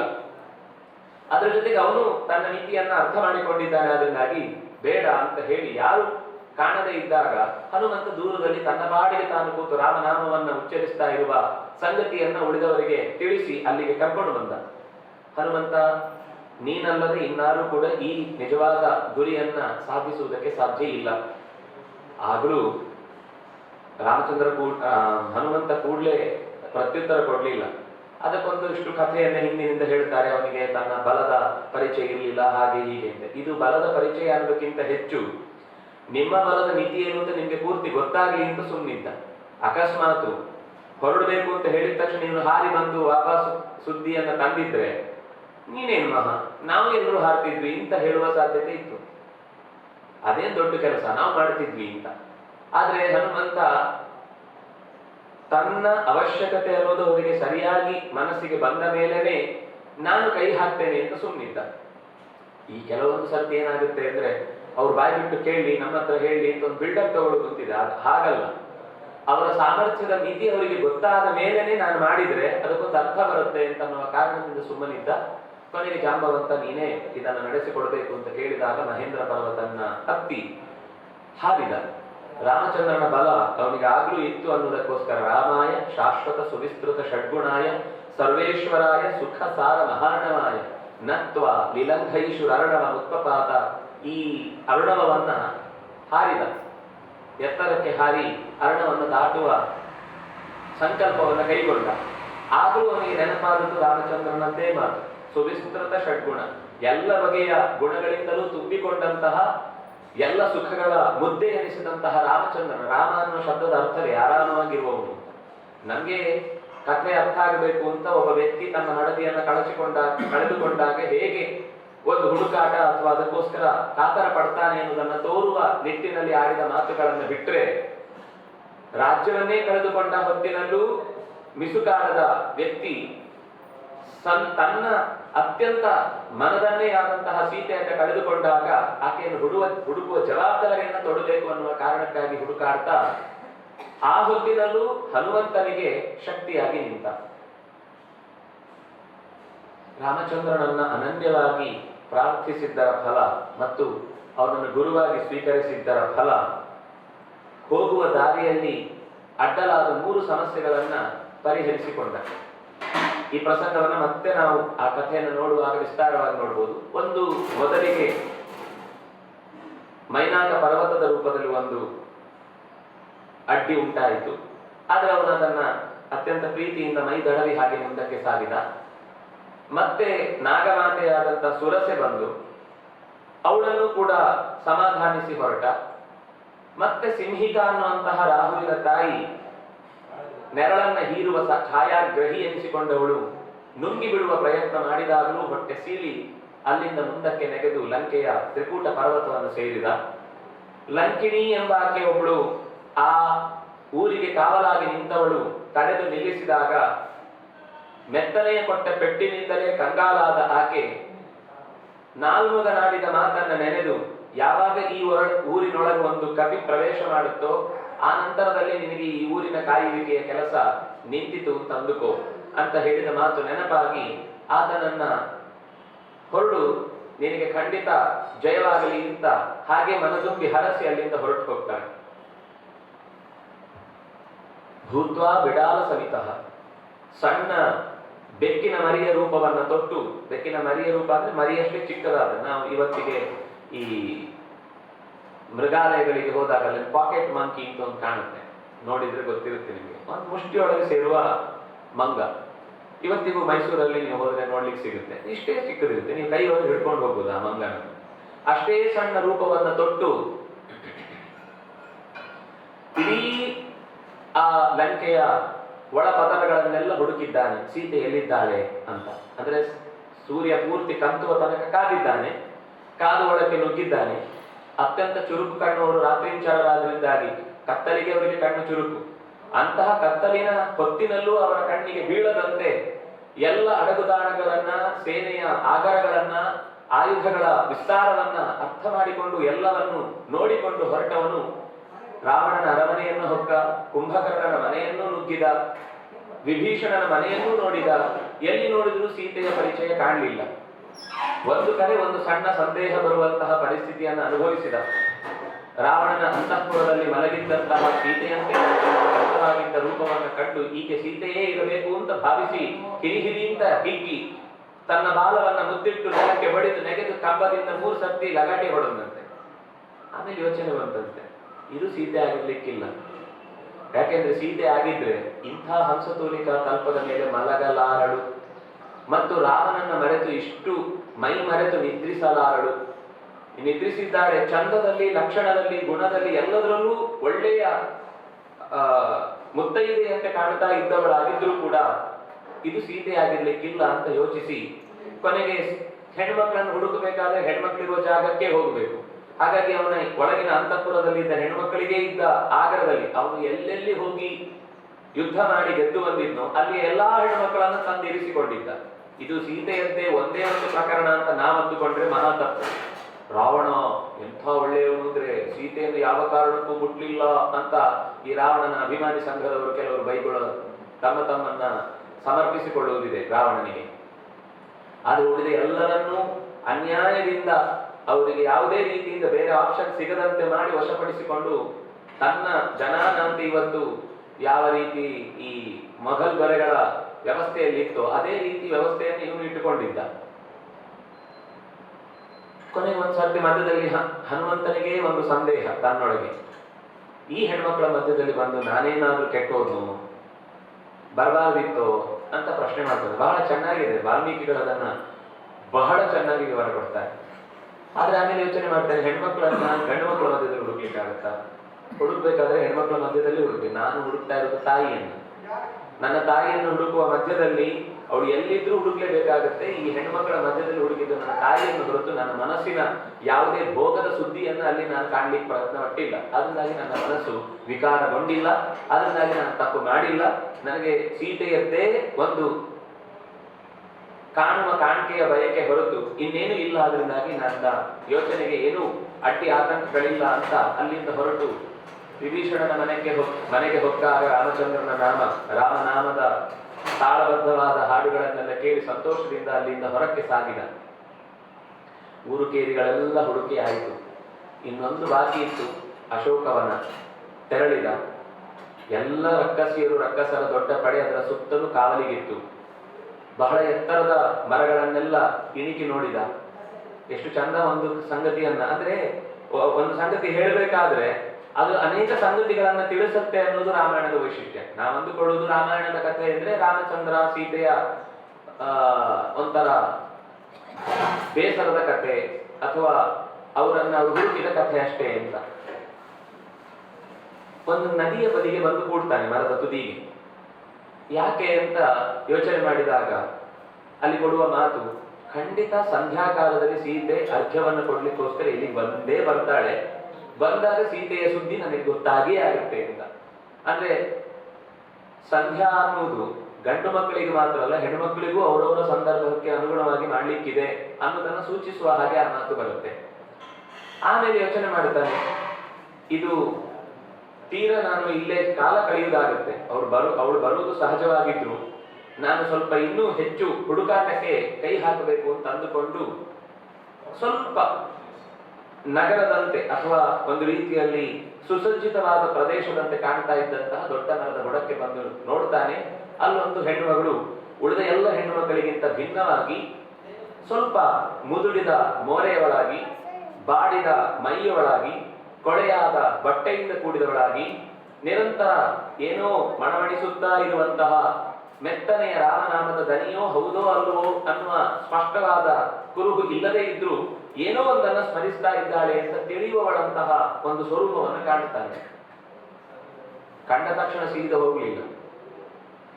ಮರದ ಮೇಲೇನೆ ಸುಮ್ಮನೆ ಸ್ವಲ್ಪ ಹೊತ್ತು ದೃಷ್ಟಿ ಬೀರಿದ, ಪರಾಮರ್ಶೆ ಮಾಡುವುದಕ್ಕೆ ಶುರು ಮಾಡಿದ.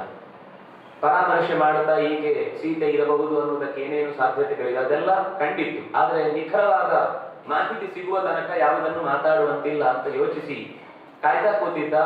ಆ ಪಕ್ಕದಲ್ಲಿ ಇದ್ದಂತಹ ಎಲ್ಲ ರಕ್ಕಸಿಯರು ತಿಳಿದು ಅವಳನ್ನ ಮತ್ತೆ ಏನೋ ಆರ್ಭಟಿಸ್ತಾ ಆಕ್ರೋಶ ವ್ಯಕ್ತಪಡಿಸ್ತಾ ಇದ್ರು. ಅವಳು ಯಾವುದಕ್ಕೂ ತಲೆ ಹಾಕಿಕೊಳ್ಳದೆ ತನ್ನ ಪಾಡಿಗೆ ತಾನು ತನ್ನ ಒಳಗೆ ನೆನೆಯಬೇಕಿದ್ದ ಸಂಗತಿಯ ಕಡೆಗೆ ಗಮನ ಕೊಡ್ತಾ ಇದ್ದು. ಕತ್ತಲೆ ಆವರಿಸಿತು. ಅಂದ್ರೆ ಕತ್ತಲೆ ಮುಗಿದು ಬೆಳಕು ಹತ್ತಿರವಾಗ್ತಾ ಇತ್ತು. ಹತ್ತಿರವಾಗುವ ಹೊತ್ತಿಗೆ ಕತ್ತಲೆಯೇ ಮುಂದುವರಿಯುತ್ತೆ ಅನ್ನುವ ಹಾಗೆ ರಾವಣನ ಪ್ರವೇಶ ಆಯಿತು.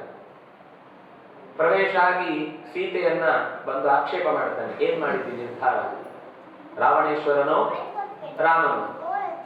ಹೊಗಳ್ಕೊಳ್ತಾನೆ ಒಂದಿಷ್ಟು, ನನ್ನ ಹತ್ರ ಅಷ್ಟು ಲೋಕಗಳಿವೆ, ಇಷ್ಟು ಸಂಪತ್ತಿದೆ, ಇಷ್ಟು ರಾಜರೆಲ್ಲ ನನ್ನ ವಶವಾಗಿದ್ದಾರೆ, ದೇವತೆಗಳೆಲ್ಲ ನಾನು ಹೇಳಿದಾಗ ಕೇಳ್ತಾರೆ, ನೋಡು ನನ್ನ ಮನೆಯ ಬೆಂಕಿಯನ್ನು ಉರಿಸುವವನ ಅಗ್ನಿ, ನನ್ನ ಮನೆಗೆ ಬೇಕಾದಾಗ ನೀರು ತರುವವನು, ಟ್ಯಾಪ್ಗೆ ಬೇಗ ನೀರು ತುಂಬುವವನು ವರುಣ, ನನಗೆ ಬೇಕು ಅಂದಾಗ ಗಾಳಿ ಬೀಸುವವನು ವಾಯು, ನನಗೆ ಬೆಳಕು ಬೇಕಾದಾಗ ಕೊಡುವವನು ಸೂರ್ಯ, ತಂಪು ಬೇಕಾದಾಗ ತರುವವನು ಚಂದ್ರ, ಈ ಎಲ್ಲರೂ ನನ್ನ ಮನೆಯ ಕಾವಲುಗಾರರು, ನನ್ನ ಕೆಲಸದವರು. ಇಂಥವರನ್ನೆಲ್ಲ ಮರೆತು ಒಬ್ಬ ಕಾಡಾಡಿಯಾದ ಬೀಡಾಡಿಯಾದ ಬರಿಗಾಲಲ್ಲಿ ನಡೀತಾ ಓಡಾಡ್ತಾ ಇರುವಂತ ಒಬ್ಬ ರಾವಣನ್ನ ಬರೀ ಒಂದು ತಲೆಯ ಮೇಲೆ ಒಂದು ಜುಟ್ಟನ್ನು ಬಿಗಿದುಕೊಂಡು ತೋಳಿನಲ್ಲಿ ಒಂದು ಸಣ್ಣ ದಂಡವನ್ನ ಧನುಸ್ಸು ಅಂತ ಭಾವಿಸಿಕೊಂಡು ಓಡಾಡ್ತಾ ಇರುವವನಿಗೆ ಏನ್ ಶರಣಾಗಿದ್ದಿ? ಇನ್ನೇನು ಮನಸ್ಸು ಕೊಟ್ಟಿದ್ದಿ? ಬದುಕಿನ ಮುಂದಿನ ಹೆಜ್ಜೆಯನ್ನು ಮುಂದುವರಿಬೇಕು, ಮುಂದೆ ಹೋಗಬೇಕು. ಹಿಂದಿನದ್ದನ್ನೇ ಯೋಚಿಸಿ ಯೋಚಿಸಿ ಜೀವನವನ್ನು ಹಾಳು ಮಾಡಿಕೊಡಬಾರದು ಅಂತ ಬಹಳ ಬುದ್ಧಿವಂತಿಕೆಯ ಮಾತುಗಳಿಂದ ಆಕೆಯನ್ನು ತನ್ನ ಕಡೆಗೆ ಒಲಿಸಿಕೊಳ್ಳುವ ಮಾತುಗಳನ್ನು ಆಡುತ್ತಾನೆ. ಸೀತೆ ಯಾವುದಕ್ಕೂ ಎಲ್ಲ ಮಾತು ಕೇಳಿದ ಮೇಲೂ ಒಂದು ಹುಲ್ಲಿನ ಕಡ್ಡಿಯನ್ನು ತೆಗೆದು ರಾಮಚಂದ್ರನ ಮುಂದೆ ನೀ ಕಡ್ಡಿಯೂ ಅಲ್ಲ ಅನ್ನುವ ರೀತಿಯಲ್ಲಿ ಮಾತಾಡುತ್ತಾನೆ. ನನಗೇನಿದ್ರು ರಾಮನೇ ಕೊನೆ, ರಾಮನೇ ಶುರು, ರಾಮನೇ ಕೊನೆ. ನಿನಗೆ ತಿಳಿಯದೇ ಈ ಮಾತಾಡ್ತಾ ಇದ್ದಿ, ರಾಮಚಂದ್ರ ಶೂರ ಅಲ್ಲ, ಹಾಗಲ್ಲ ಹೀಗಲ್ಲ ಅಂತ ಹೇಳಿರ್ತಾನೆ. ಓ, ರಾಮಚಂದ್ರ ಶೂರ ಅಲ್ಲದೇ ಇದ್ರೆ ವೇಷ ಮರೆಸಿ ಆ ಜಿಂಕೆ ಕಳಿಸಿ ಯಾಕಪ್ಪ ಅಪಹಾರ ಮಾಡಬೇಕಿತ್ತು? ನಿಜವಾದ ತೋಳಿನ ಬಲ ಇದ್ದವನಾಗಿದ್ರೆ ನೀನು ರಾಮಚಂದ್ರನನ್ನ ಅದೇ ಆಶ್ರಮದಲ್ಲಿ ಎದುರಿಸಿ ಅವನನ್ನ ಮಣಿಸಿ ನೀನು ಕರ್ಕೊಂಡು ಬಂದಿದ್ರೆ ನಿನ್ನ ಈ ಪೌರುಷದ ಮಾತುಗಳಿಗೆಲ್ಲದಕ್ಕೂ ನಾನು ಹೌದು ಅಂತ ಚುಕ್ಕಿ ಇಡುತ್ತಿದ್ದೆ. ನಾಚಿಕೆ ಬಿಟ್ಟವನ ಹಾಗೆ ಮರೆಯಲ್ಲಿ ಬಂದು ಇಂತಿಂತ ಹೊಗಳಿಕೆ ಮಾಡಿಕೊಳ್ಳುವ ನಿನಗೆ ಎದುರಿಸುವ ಶಕ್ತಿ ಇಲ್ಲದಂತೆ ಅಪಹರಿಸಿಕೊಂಡು ತಂದದ್ದನ್ನ ಈಗ ಬಹಳ ಸಾಮರ್ಥ್ಯವನ್ನ ಹೊಗಳಿಕೊಳ್ಳುವ ನೆನಪು ಆಗ ಮರ್ತೋಗಿತ್ತ? ಸಾಮರ್ಥ್ಯ ಇದೆ ಅನ್ನೋದು ಅಂತ ಹಣಿದಾಗ ಅವನಿಗೆ ತಡಿಲಿಕ್ಕಾಗಲಿಲ್ಲ. ಯಾಕಂದ್ರೆ ಎಲ್ಲ ರಕ್ಕಸಿಯರ ಮುಂದೆ ತನ್ನ ಅವಮಾನ ಮೂಲೆ ಪಾಲಾಯಿತು, ಮಣ್ಣು ಪಾಲಾಯಿತು. ಸಿಟ್ಟಿನಿಂದ ಎಲ್ಲರಿಗೆ ಹೇಳಿದ, ಈಕೆ ನನ್ನ ಮಾತನ್ನ ಕೇಳುವ ಹಾಗೆ ನೀವೆಲ್ಲರೂ ಮಾಡಬೇಕು, ಇಲ್ಲಾಂದ್ರೆ ನಿಮ್ಗೂ ಅಷ್ಟೇ ಇದೇ ಗತಿ ಬರುತ್ತೆ. ಅವಳಿಗೆ ನಾನು ಏನ್ ಮಾಡ್ಲಿಕ್ಕೆ ಹೊಟ್ಟಿದ್ರು ಅದೇ ನಿಮ್ಗೂ ಗತಿ ಆಗುತ್ತೆ. ಅವಳನ್ನ ಇನ್ನು 2 ತಿಂಗಳು ಅಷ್ಟೇ, 2 ತಿಂಗಳು ಕಳೆದು 2 ತಿಂಗಳ ಮರುದಿನದ ಹೊತ್ತಿನ ಬೆಳಕಿನ ಫಲಾಹಾರಕ್ಕೆ ಪ್ರಾತರಾಶಃ ಅನ್ನೋ ಮಾತನ್ನ ಅಲ್ಲಿ ಬಳಸ್ತಾನ. ಬೆಳಕಿನ ತಿಂಡಿಗಾಗಿ ಈಕೆಯನ್ನು ಬಳಸಿಬಿಡಿ ಅಂತ. ಹನುಮಂತ ಮೇಲಿಂದ ಕೂತು ಎಲ್ಲ ನೋಡ್ತಾ ಇದ್ದಾನೆ. ಸಿಟ್ಟಿನಿಂದ ಅಲ್ಲೇ ಒಂದು ತಲೆ ಜಜ್ಜಿ ಬಿಡಬೇಕು ಅನ್ನೋಷ್ಟು ಕೋಪ ಇತ್ತು. ಕೆಲಸ ಹಾಳು ಮಾಡಬಾರದು ಅಂತ ಸುಮ್ಮನಿದ್ದ. ಇದು ಹನುಮಂತನಿಂದ ತಿಳಿಯಬೇಕಾದ ಒಂದು ಕಲಿಕೆ ನಮಗೆ. ಎಂಥ ಆಕ್ರೋಶದ ಸ್ಥಿತಿ ಬಂದಾಗಲೂ ನಾವು ಸ್ವಲ್ಪ ಸಮಯ ಕಾಯಬೇಕು. ಅದನ್ನು ಹೇಗೆ ನಿರ್ವಾಹ ಮಾಡಬೇಕು, ಅದರಿಂದ ಆಗುವ ಕೆಟ್ಟ ಪರಿಣಾಮ ಏನು ಅನ್ನೋದನ್ನು ಯೋಚಿಸಬೇಕು. ಒಂದು, ಇವನು ರಾಮನಿಗೆ ಆಗಬೇಕಾದ ಬಲಿ. 2ನೇದು, ಸೀತೆಗೆ ಏನು ಅಂತ ಗೊತ್ತಾಗದೆ ಮತ್ತಷ್ಟು ಅವಳು ಕಂಗಾಲಾಗ್ತಾಳೆ. ಇದು ಏನಾಯ್ತು ಅಂತ ಅರ್ಥ ಮಾಡಿಸ್ಲಿಕ್ಕೆ ಬಹಳ ಹೊತ್ತು ಬೇಕಾಗುತ್ತೆ. ಸಮಯವೂ ಈಗ ನಾನು ದೂತನಾಗಿ ಬಂದವನು ಹೊರತು ಇಲ್ಲಿಂದಲೇ ಎಲ್ಲ ಕೆಲಸ ಮುಗಿಸಿ ಹೋಗುವ ವ್ಯವಸ್ಥೆಯು ನಾನು ರಾಮಚಂದ್ರನ ಒಪ್ಪಿಗೆಯಿಲ್ಲದೆ ಮಾಡುವಂತಿಲ್ಲ. ಯೋಚಿಸಿ ಅವನು ಹೊರಡುವಾಗ ಅವನ ಜೊತೆ ಕತ್ತಲೆಯೂ ಹೋಯಿತು ಅನ್ನುವ ಹಾಗೆ ಅರ್ಥ ಬೆಳಕಾಯಿತು. ಮೇಲಿಂದ ಕೂತು ಆಕೆಯ ಮಾತಿಗೆ ಮತ್ತಷ್ಟು ಹತ್ತಿರದಿಂದ ಕಿವಿಯಾದರೆ ರಾಮ ರಾಮ ರಾಮ ರಾಮ ರಾಮ ಅನ್ನುವ ಸದ್ದು ಅವನಿಗೆ ಬಹಳ ಮನಸ್ಸಿಗೆ ಹಿತವಾಯಿತು. ಯಾಕೆಂದ್ರೆ ಜಗತ್ತಿನಲ್ಲಿ ಅವನ ಬಗ್ಗೆ ಚೆನ್ನಾಗಿ ಆಡಬಲ್ಲಂತಹ ಒಂದು ಶಕ್ತಿ ಇದೆ, ಅದು ಶ್ರುತಿಮಾನಿನಿಯಾದಂತಹ ಆಕೆಗೆ ಮಾತ್ರ. ಹಾಗೆ ಆಡಿದ ಮಾತಿನಲ್ಲಿ ಬಹಳ ಮನೋಜ್ಞವಾದಂತಹ ಭಾವವಿತ್ತು. ಆದ್ರಿಂದ ಅವನು ಕೂಡ ಮೇಲಿಂದ ಕೂತು ರಾಮನ ಕಥೆ ಹೇಳಿಕ್ ಶುರು ಮಾಡಿದ. ಜುಗುಲ್ಬಂದಿ ತಾನೇನು ಕಲಿತಿದ್ನೋ, ತಾನೇನು ತಿಳಿದಿದ್ನೋ, ತಾನೇನು ಅರ್ಥ ಮಾಡಿಕೊಂಡಿದ್ನೋ ಅದನ್ನು ಒಪ್ಪಿಸುವಾಗ ತನ್ನ ಹಾಗೆಯೇ ಅದಕ್ಕೆ ಹೊಂದುವ ನಾದವೊಂದನ್ನ ಮತ್ತೊಂದು ಕಡೆಯಿಂದ ಕೇಳ್ತಾ ಇದ್ದೇನಲ್ವಾ ಅಂತ ಕಿವಿ ಕುತೂಹಲದ ಕಡೆಗೆ ಸಾಗಿ ಅತ್ತ ದಿಟ್ಟಿಸ್ತಾಳೆ. ಹನುಮಂತ ಆಕೆಯನ್ನು ನೋಡ್ತಾ ಮಾತಾಡ್ತಿರ್ಲಿಲ್ಲ. ತನ್ನ ಪಾಡಿಗೆ ಅವಳು ಎಣುತ್ತಾಳೆ, ನನ್ನನ್ನೇನಾದ್ರೂ ಬೇಕು ಅಂತ ಗುರುತು ಹಿಡಿದು ಹೇಳ್ತಾ ಇದ್ದಾನೋ ಏನು ಅಂತ. ಅವ್ನು ಮೈ ಮರ್ತೆ ಹಾಡ್ತಾ ಇದ್ದ. ಆಮೇಲೆ ನಿಧಾನಕ್ಕೆ ಅವಳ ಮಾತು ಕಮ್ಮಿ ಆಯಿತು, ಈ ಕಡೆಗೆ ಕಿವಿ ಕೊಟ್ಟಿದೆ ಅನ್ನೋದು ಅವನಿಗೂ ಗೊತ್ತಾಯಿತು. ದೃಷ್ಟಿ ಹಾಯಿಸಿ ಮತ್ತೆ ಮತ್ತೆ ನೋಡ್ತಾ ಇರ್ಬೇಕಾದ್ರೆ ಹನುಮಂತ ನಿಧಾನಕ್ಕೆ ಹತ್ತಿರಕ್ಕೆ ಬಂದ. ತಾಯಿ, ನೀನು ತಪ್ಪು ತಿಳಿಲಿಲ್ಲ ಅಂದ್ರೆ ನನ್ನದೊಂದು ಮಾತು. ರಾಮಚಂದ್ರನ ಕಡೆಯಿಂದ ಬಂದಿದ್ದೇನೆ. ನಿನಗಾಗಿರುವ ಈ ಸಮಸ್ಯೆಯನ್ನ ರಾಮಚಂದ್ರನಿಗೆ ನಾನು ತಿಳಿಸ್ಬೇಕಿದೆ. ಹಾಗಾಗಿ ನೀನು ಸೀತೆ ತಾನೇ ಅಂತ ಕೇಳ್ತಾನೆ. ಇವಳಿಗೆ ಸಂದೇಹ, ಈ ರಾವಣ ಯಾವ ರೀತಿಯಿಂದ ಮತ್ತೆ ನನ್ನನ್ನು ಬಲೆಗೆ ಹಾಕ್ಲಿಕ್ಕೆ ಇದನ್ನೆಲ್ಲ ಮಾಡ್ತಾನೆ ಅನ್ನುವ ಕಾರಣಕ್ಕಾಗಿ ಅವಳು ಕೂಡಲೇ ಪ್ರತಿಕ್ರಿಯೆ ಕೊಡ್ಲಿಲ್ಲ. ಆದ್ರೆ ನೀನು ರಾಮಚಂದ್ರನ ಕಡೆಯಿಂದ ಬಂದಿದ್ದಿ ಅನ್ನುವುದನ್ನ ತಿಳಿಯುವುದು ಹೇಗೆ ಅನ್ನುವ ಆ ಪ್ರಶ್ನಾರ್ಥಕವಾದ ನೋಟವನ್ನೇ ಅರ್ಥೈಸಿಕೊಂಡು ಇಡೀ ರಾಮನ ಕಥೆಯನ್ನ ಸೀತೆ ಎಲ್ಲಿ ತನಕ ತಿಳ್ಕೊಂಡಿದ್ಲೋ ಅದನ್ನು ಬಹಳ ಚುಟುಕಾಗಿ ಹೇಳ್ತಾನೆ. ಸೀತೆಗೆ ಎಲ್ಲಿಂದ ಗೊತ್ತಿಲ್ವೋ ಅದನ್ನ ಸ್ವಲ್ಪ ವಿಸ್ತಾರವಾಗಿ ಹೇಳ್ತಾನೆ. ಇದು ಕತೆ ಹೇಳುವ ಶೈಲಿ. ಕತೆ ಹೇಳುವ ಶೈಲಿಯೂ ಹೌದು. ಒಬ್ಬ ದೂತನಾಗಿ ಬಂದಾಗ ಅವರಿಗೆ ಯಾವುದರ ಬಗ್ಗೆ ಹೆಚ್ಚು ಕುತೂಹಲ ಇದೆಯೋ ಅದನ್ನು ತಣಿಸ್ಬೇಕು ಹೊರತು ಮತ್ತೆ ಒಬ್ಬ ದಶರಥ ಅಂತಿದ್ದ, ಅವನಿಗೆ 4 ಮಕ್ಕಳಿದ್ರು, ಅಲ್ಲಿ ರಾಮಚಂದ್ರ ದೊಡ್ಡವನು, ಈ ಕತೆ ಬೇಕಾಗಿಲ್ಲ. ಅವಳಿಗೆ ಗೊತ್ತಿದೆ ಇಲ್ಲ. ಅವಳಿಗೆ ಗೊತ್ತಾಗಬೇಕಾದದ್ದು ನನ್ನನ್ನು ಕಳೆದುಕೊಂಡಂತಹ ರಾಮಚಂದ್ರನ ಹುಡುಕಾಟದ ವ್ಯವಸ್ಥೆ ಹೇಗಿತ್ತು, ಅವನು ಹೇಗೆ ನನ್ನನ್ನು ಹುಡುಕಿದ್ದಾನೆ, ಅಥವಾ ನನ್ನ ಬಗ್ಗೆ ಅವನ ಮನಸ್ಸಿನಲ್ಲಿ ಇಷ್ಟು ದಿವಸ ಆದ್ಮೇಲೆ ಏನು ಭಾವನೆ ಉಳಿದಿದೆ, ಇನ್ನು ಹುಡುಕ್ತಾ ಇದ್ದಾನೋ ಅಥವಾ ಮೈ ಮರೆತು ಇನ್ನೇನೋ ರಾಜರಲ್ವಾ, ರಾಜಾನೋ ಬಹುವಲ್ಲಭ, ಬೇಕಾದಂತೆ ಇನ್ನೊಂದು ಮದುವೆ ಆಗುವುದಕ್ಕೂ ಅವಕಾಶ ಇದೆ ಅನ್ನುವ ಕಾರಣಕ್ಕಾಗಿ ಮತ್ತೆ ಬಿಟ್ನೋ ಅನ್ನುವ ಸಹಜವಾದ ಹೆಣ್ತನದ ಕುತೂಹಲದಿಂದ ಅವಳು ತಣಿಬೇಕು ಅನ್ನೋದಕ್ಕೋಸ್ಕರ ಆ ನಂತರದ ಅಷ್ಟು ಕಥೆಯನ್ನು ಹೇಳಿ ಅದೇ ಸುಗ್ರೀವನ ಮನೆಯಲ್ಲಿ ದೂತನಾಗಿ ಕಾರ್ಯವನ್ನು ನಿರ್ವಹಿಸ್ತಾ ಇದ್ದೋ ಹನುಮಂತನಾಗಿ ನಾನು ಇಲ್ಲಿಗೆ ಬಂದಿದ್ದೇನೆ ಅಂತ ಹೇಳಿದಾಗ ರಾಮಚಂದ್ರನ ಲಕ್ಷಣವನ್ನು ಹೇಳುವಂತ ಬಹಳ ಚಂದ ವರ್ಣನೆ ಮಾಡ್ತಾನೆ. ಇಲ್ಲೇ ಆ 32 ಲಕ್ಷಣಗಳ ವರ್ಣನೆಯನ್ನ ಮಾಡುವಂಥದ್ದು. ಉನ್ನತವಾಗಿ ಯಾವುದಿರಬೇಕು, ಕೆಂಪು ಕೆಂಪಾಗಿ ಯಾವುದಿರಬೇಕು, ಯಾವುದು ನೀಳವಾಗಿರಬೇಕು, ಯಾವುದು ಭಾರವಾಗಿರಬೇಕು, ಯಾವುದು ತ್ರಿವಳಿಗಳಿಂದ ಕೂಡಿರಬೇಕು, ಹೀಗೆ 32 ಲಕ್ಷಣಗಳಿಂದ ಕೂಡಿದ ರಾಮಚಂದ್ರನ ಚಂದದ ವರ್ಣನೆಯನ್ನು ಮಾಡಿದಾಗ ಅವಳಿಗೆ ನಿಶ್ಚಯವಾಗುತ್ತೆ ಈತ ಖಂಡಿತ. ಯಾಕೆಂದ್ರೆ ಇದು ಲಕ್ಷಣಶಾಸ್ತ್ರ ಗೊತ್ತಿಲ್ಲದವನ ಹತ್ರ ಎಷ್ಟು ಚಂದ ಇದ್ರು ಚಂದ ನಗ್ತಾನೆ, ಚಂದ ನಡೀತಾನೆ, ಉದ್ದ ಕೈಕಾಲಿದೆ ಅಂತ ಇಷ್ಟು ಹೇಳ್ಬೋದು. ಬಿಟ್ರೆ ಈ ತ್ರಿವಳಿಗಳು, ಅದರ ಲಕ್ಷಣಗಳು, ಕಡೆಗಣ್ಣು ಕೆಂಪಾಗಿರುವುದು, ಉಗ್ರ ತುದಿಗಳೆಲ್ಲ ಕೆಂಪಾಗಿರುವುದು, ಕಡೆಗಾಲು ಎಲ್ಲ ತಂಪಾಗಿರುವುದು ಅನ್ನುವ ಈ ಮಾತುಗಳನ್ನ ಆಡೋದು ಸಾಧ್ಯ ಇಲ್ಲ. ಸಂತೋಷ ಆಗಿ ಆ ನಿಶ್ಚಯವನ್ನು ಮತ್ತಷ್ಟು ಗಟ್ಟಿ ಮಾಡುವುದಕ್ಕೋಸ್ಕರ ರಾಮಚಂದ್ರ ಕೊಟ್ಟಿರುವ ಮುದ್ರಿಕೆಯನ್ನ ಎದುರುಗಡೆ ಇಡ್ತಾನೆ. ಆಗ ಪೂರ್ತಿ ಕರಗ್ತಾರೆ. ಯಾಕೆಂದ್ರೆ ರಾಮನನ್ನೇ ನೋಡಿದಷ್ಟು ಭಾವುಕತೆಯಿಂದ ಆಕೆ ಕಣ್ಣೀರಿಡ್ತಾಳೆ. ಕಣ್ಣೀರಿಟ್ಟು ಆದ್ರೂ ಪೂರ್ತಿ ಏನ್ ಮಾಡಬೇಕು ಅಂತ ತಿಳಿಯದೆ ಹೋದಾಗ ಹನುಮಂತ, ನಿನಗೆ ಬಂದಿರುವ ಸಂದೇಹ ಸಹಜವಾದದ್ದು. ನಾನು ರಾಮಚಂದ್ರನ ಸುದ್ದಿಯನ್ನು ನಿನ್ನ ತನಕ ತಂದು ನಿನ್ನ ಸುದ್ದಿಯನ್ನು ರಾಮಚಂದ್ರನಿಗೆ ಮುಟ್ಟಿಸಿ ಆಮೇಲೆ ಹೇಳ್ತಾನೆ ಹೇಗೆ ನಿನಗೋಸ್ಕರ ಹುಡುಕ್ತಾನೆ. ಮರಗಳನ್ನು ಕೇಳಿದ್ದಾನೆ, ಕಲ್ಲುಗಳನ್ನು ಕೇಳಿದ್ದಾನೆ, ಪ್ರಾಣಿ ಪಕ್ಷಿಗಳನ್ನೆಲ್ಲರನ್ನು ಮಾತಾಡಿಸಿದ್ದಾನೆ. ನಿನ್ನನ್ನು ರಕ್ಷಿಸುವುದಕ್ಕಾಗಿ ಬಂದ ಜಟಾಯು ಕೊನೆಗೆ ರಾಮಚಂದ್ರನ ಮಡಿಲಲ್ಲೇ ಪ್ರಾಣವನ್ನ ತೊರೆದು ಆನಂತರ ನಿನ್ನ ಹುಡುಕಾಟಕ್ಕೋಸ್ಕರ ಸುಗ್ರೀವನ ಸಹಾಯವನ್ನು ಬಯಸಿದ್ದಾನೆ ಅಂತ ಇಷ್ಟೆಲ್ಲ ಹೇಳಿದ ಮೇಲೆ ನಾನು ಬಂದ ಸುದ್ದಿ ಇಲ್ಲದಂತೆ ಮಾಡ್ಲಿಕ್ಕೆ ಇಷ್ಟಪಡುವುದಿಲ್ಲ. ಮುಟ್ಟಬೇಕದು. ದೂತ ಬಂದಿದ್ದಾನೆ, ಕಳ್ಳತನದಿಂದ ಹೋಗಿದ್ದಾನೆ ಅಂತ ಆಗುವುದು ಬೇಡ. ಬಂದ ಸುದ್ದಿ ಯಾರಿಗೆ ಮುಟ್ಟಬೇಕು ಮೊದಲು ಅವನಿಗೆ ಮುಟ್ಟಿಸ್ತೇನೆ. ಆದ್ರೆ ನನಗೊಂದು ರಾತ್ರಿಯೆಲ್ಲ ಓಡಾಡಿ, ಬೆಳಗಿನಿಂದ ಪ್ರಯಾಣ ಮಾಡಿ ರಾತ್ರಿಯೆಲ್ಲ ಓಡಾಡಿ ಹಸಿದಿದ್ದೇನೆ, ನನಗೇನಾದ್ರೂ ತಿನ್ನುವುದಕ್ಕೆ ಬೇಕು ಅಂತ. ಯಾವ್ದಾದ್ರು ಮರದ ಬುಡದಲ್ಲಿ ಅವರ ಹಣ್ಣು ಬಿದ್ದಿರುತ್ತೆ, ಕೊಂಡು ತಿನ್ನಪ್ಪ ಅಂದ್ಲು. ಕಪಿಗಳಿಗೆ ಅವಮರ್ಯಾದೆ ಇದೆ.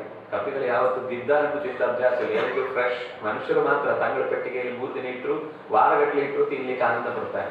ನಾವು ಯಾವತ್ತೂ ಕೂಡ ಏನಿದ್ರು ಫ್ರೆಶ್, ನಮ್ಗೆಲ್ಲವೂ ಅದು ಫ್ರೆಶ್ ಅಂತ ಬೋರ್ಡ್ ಬರೆದ ಅಂಗಡಿಯನ್ನು ತಗೊಳ್ಳೋದು ಅಲ್ಲ, ಮರದಿಂದಲೇ ಕಿತ್ತು ತಿನ್ಬೇಕು ನಾನು ಅಂತ ಒಂದು ಮರವನ್ನು ಹತ್ತಿದ.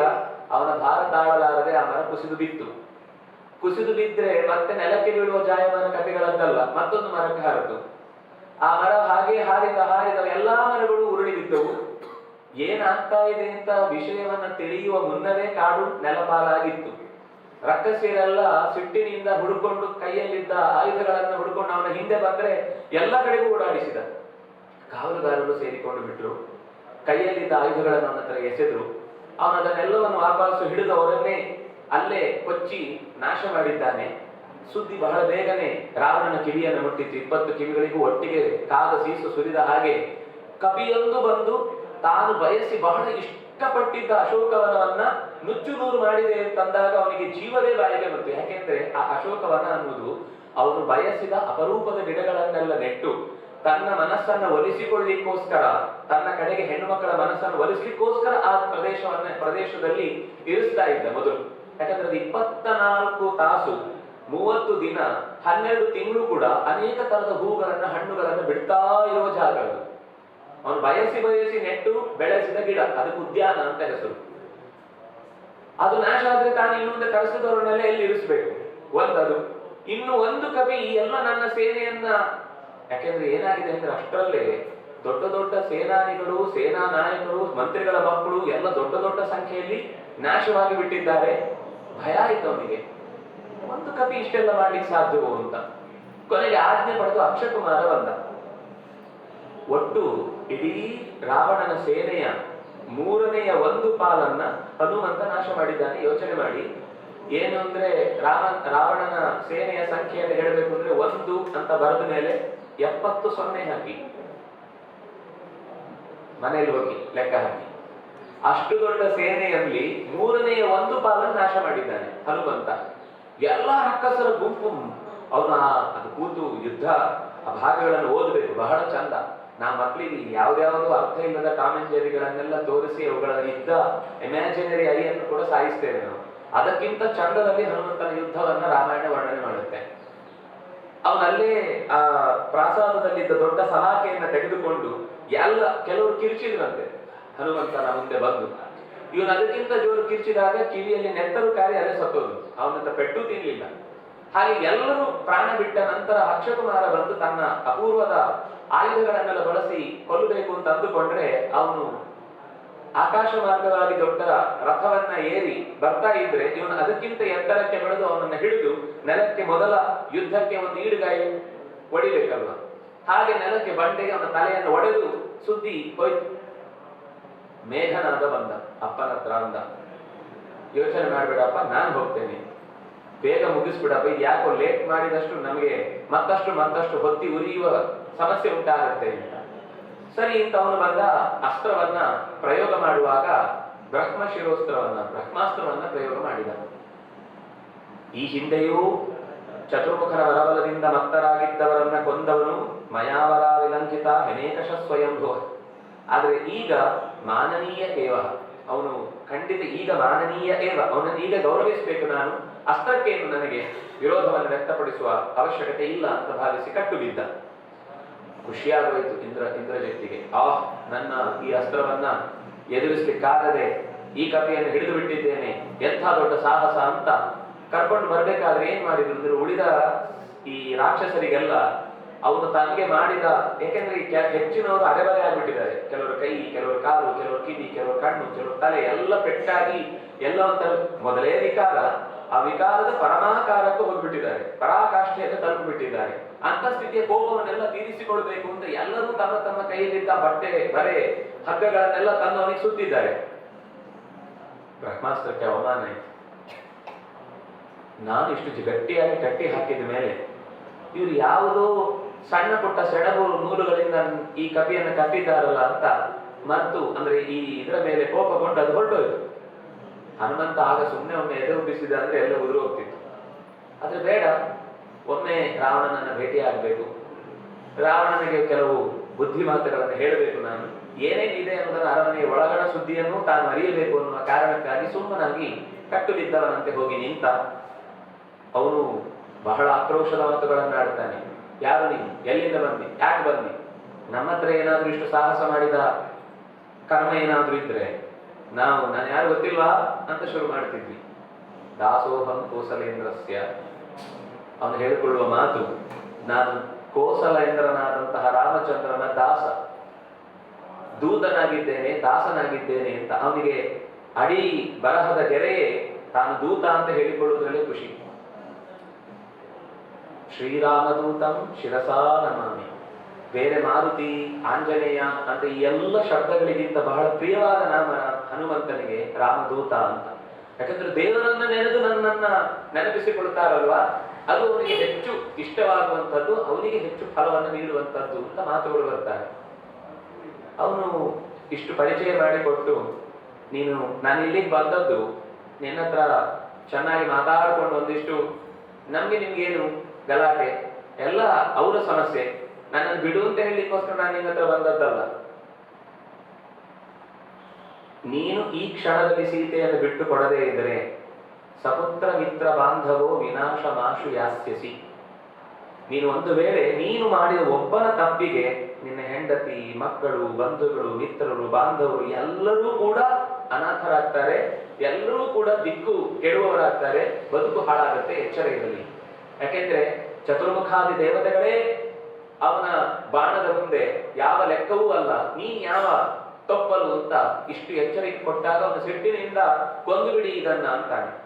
ವಿಭೀಷಣ ಮಧ್ಯೆ ತಡೆದು ಬಿಡ್ತಾನೆ. ದೂತ ಅನ್ನುವ ಸ್ಥಿತಿಯಲ್ಲಿ ಬಂದವನನ್ನ ಕೊಲ್ಲುವುದು ಒಬ್ಬ ರಾಜನಿಗೆ ತರವಾದ ಸಂಗತಿ ಅಲ್ಲ, ತಪ್ಪಿದು ಅಂತ ಹೇಳಿದಾಗ ಕೊಂದಾಗಬೇಕು, ಆದರೆ ರಾಜನೀತಿಯನ್ನ ಮುರಿಬಾರದು ಅನ್ನುವುದಕ್ಕೋಸ್ಕರ ಕಪಿಗಳಿಗೆ ಬಹಳ ಇಷ್ಟವಾದ ದೇಹದ ಇಂದ್ರಿಯ ಅಂತಂದ್ರೆ ಬಾಲ. ಇಷ್ಟ ಮತ್ತು ಪ್ರಮುಖವಾದದ್ದು ಕೂಡ. ನೀವು ಗಮನಿಸಿದ್ರೆ ಗೊತ್ತಿರುತ್ತೆ, ಅದು ಮರದಿಂದ ಮರಕ್ಕೆ ಹಾರುವಾಗ ಅದಕ್ಕೆ ಇಡೀ ಬ್ಯಾಲೆನ್ಸ್ ಇರುವುದು ಬಾಲದಲ್ಲಿ. ಎಷ್ಟೋ ಸರ್ತಿ ಇನ್ನೂ ಅದರಲ್ಲಿ ಸ್ವಲ್ಪ ವಿಶಿಷ್ಟವಾದ ಕಪಿಗಳಲ್ಲಿ ಅದು ಇನ್ನೊಂದು ಕಡೆ ಹಾರುವಾಗ ಎಲ್ಲಿಯಾದ್ರೂ ಬೀಳುತ್ತೆ ಅಂದ್ರೆ ಬೀಳಲ್ಲ, ಅದು ಇನ್ನೊಂದು ಕೊಂಬೆಗೆ ತನ್ನ ಬಾಲವನ್ನು ಸುತ್ತಿ ಇಟ್ಕೊಂಡಿರುತ್ತೆ, ಬಿದ್ರೂ ಜೋತಾಡ್ತಾ ಇರುತ್ತೆ, ಮತ್ತೆ ಇನ್ನೊಂದು ಕಡೆಗೆ ಹಾರುತ್ತೆ, ತಪ್ಪಿ ಅದು ನೆಲಕ್ಕೆ ಬೀಳುತ್ತೆ. ಯಾಕೆಂದ್ರೆ ಅದರ ಒಂದು ಖಾನ್ದಾನ್ ಅಂತ ಹೇಳಿದ್ರೆ ನೆಲಕ್ಕೆ ಬೀಳುವುದು ಅದರ ಖಾನ್ದಾನಿನ ಗೌರವಕ್ಕೆ ದೊಡ್ಡ ಮರ್ಯಾದೆ. ನೀವು ನೋಡಿದ್ರೆ ಅಕಸ್ಮಾತ್ ಯಾವ್ದಾದ್ರು ಮರಿ ಬಿದ್ರೆ ಉಳಿದ ದೊಡ್ಡವುಗಳೆಲ್ಲ ಸೇರ್ಕೊಂಡು ಅದನ್ನು ಬಡಿದು ಕೊಂದು ಹಾಕ್ತಾರೆ, ಕೆಳಗೆ ಬೀಳುವ ಹಾಗಿಲ್ಲ. ಎಷ್ಟೇ ಹಾರಿ ಏನೇ ಮಾಡಿ ನೆಲಕ್ಕೆ ಬಿದ್ರೆ ಅದರ ಜಾತಿ ಭ್ರಷ್ಟ ಅಂತ ಲೆಕ್ಕ. ಹಾಗಾಗಿ ಬಾಲ ಅನ್ನೋದು ಆ ಕಪಿಗಳಿಗೆ ಅತ್ಯಂತ ಮುಖ್ಯವಾದ ಅಂಗ. ಈ ಕಾರಣಕ್ಕಾಗಿ ಬಾಲವನ್ನೇ ಸುಟ್ಟು ಬಿಡಿಯಿಂದ ಎಲ್ಲ ರಾಕ್ಷಸರು ಸೇರಿಕೊಂಡು ತಮ್ಮ ಸಿಟ್ಟನ್ನೆಲ್ಲ ಮತ್ತು ಹೆಚ್ಚು ತೋರಿಸಿ ಎಣ್ಣೆಯಲ್ಲಿ ಅದ್ದಿ ಅದ್ದಿ ಅದ್ದಿ ತಂದು ಬಟ್ಟೆಯನ್ನು ಸುತ್ತಿದ್ರು. ಬೆಳೀತಾ ಹೋಯ್ತು ಹನುಮಂತನ ಬಾಲ. ನಾವು ಹೇಳುದುಂಟು ಅವನದು ಸಿಕ್ಕಾಪಟ್ಟೆ ಹನುಮಂತನ ಬಾಲದ ಹಾಗೆ ಬೆಳೆಯುತ್ತೆ ಅಂತ. ಹನುಮಂತ ಬೆಳೆದದ್ದು ಹೌದು, ಬೆಳೆದ ಬಳಿಕ ಆ ಕಥೆಯನ್ನು ಇನ್ನೂ ಸ್ವಲ್ಪ ವಿಕಾರಕ್ಕೆ ಹೋಗುತ್ತೆ. ಮನೆಯಲ್ಲಿದ್ದ ಹೆಣ್ಮಕ್ಳ ಬಟ್ಟೆಯನ್ನೆಲ್ಲ ತರಲಿಕ್ಕೆ ಹೇಳಿದ್ರು, ಆಗ ಹನುಮಂತ ಬಾಲ ನಿಲ್ಲಿಸಿದ ಅಂತ. ಅಷ್ಟೆಲ್ಲ ಕಥೆಯನ್ನ ನಮ್ಮ ಹೆಚ್ಚು ಊಹೆ ಮಾಡ್ಬೇಕಾದ ಅಗತ್ಯ ಇಲ್ಲ, ಎಷ್ಟಿದೆಯೋ ಅಷ್ಟನ್ನು ತಿಳ್ಕೊಂಡ್ರೆ ಅದೇ ಚಂದ ಇದೆ. ಕೊನೆಗೆ ಬೆಂಕಿ ಕೊಡಿ ಇದ್ದಾಗ ಹನುಮಂತ ಬೆಂಕಿಯನ್ನ ಪಡೆದು ಅಲ್ಲಿಂದ ಹೊರಕ್ಕೆ ಬಂದ. ಅವನ ನಡು ಬೀದಿಯಲ್ಲೆಲ್ಲ ತೋರಿಸ್ಕೊಂಡು ಬಂದ್ರು, ನೋಡಿ ನಮ್ಮ ಆಸ್ಥಾನಕ್ಕೆ ಅವಮರ್ಯಾದೆ ಮಾಡಿದವನ ಕಥೆ ಏನಾಗಿದೆ ಅಂತ ಗಮನಿಸಿ ಅಂತ. ಹೀಗೆ ಯಾವಾಗ ಬೀದಿಗೆ ತಂದ್ರು ಹನುಮಂತ ಹಾರಿದ. ಹಾರಿದೊಡನೆ ಹನುಮಂತನದೊಂದು ಗುಣ ಏನು ಅಂದ್ರೆ, ತನಗೆ ಯಾರು ಏನ್ ಕೊಟ್ಟರು ಅದನ್ನೇ ವಾಪಸ್ 100 ಮಣಿ ಮಾಡಿ ಕೊಡುದು. ಹಾಗಾಗಿ ಅವನ ಸ್ವಭಾವಕ್ಕೆ ಅನುಗುಣವಾಗಿ ಕೊಟ್ಟ ಬೆಂಕಿಯನ್ನೇ ಎಲ್ಲರ ಮನೆ ಮೇಲೆ ಹೋಗಿ ಸ್ವಲ್ಪ ಹೊತ್ತು ಕೂಡುದು, ಪಕ್ಕಕ್ಕೆ ಸರಿಯುದು, ಕೂಡುದು, ಪಕ್ಕಕ್ಕೆ ಸರಿಯುದು.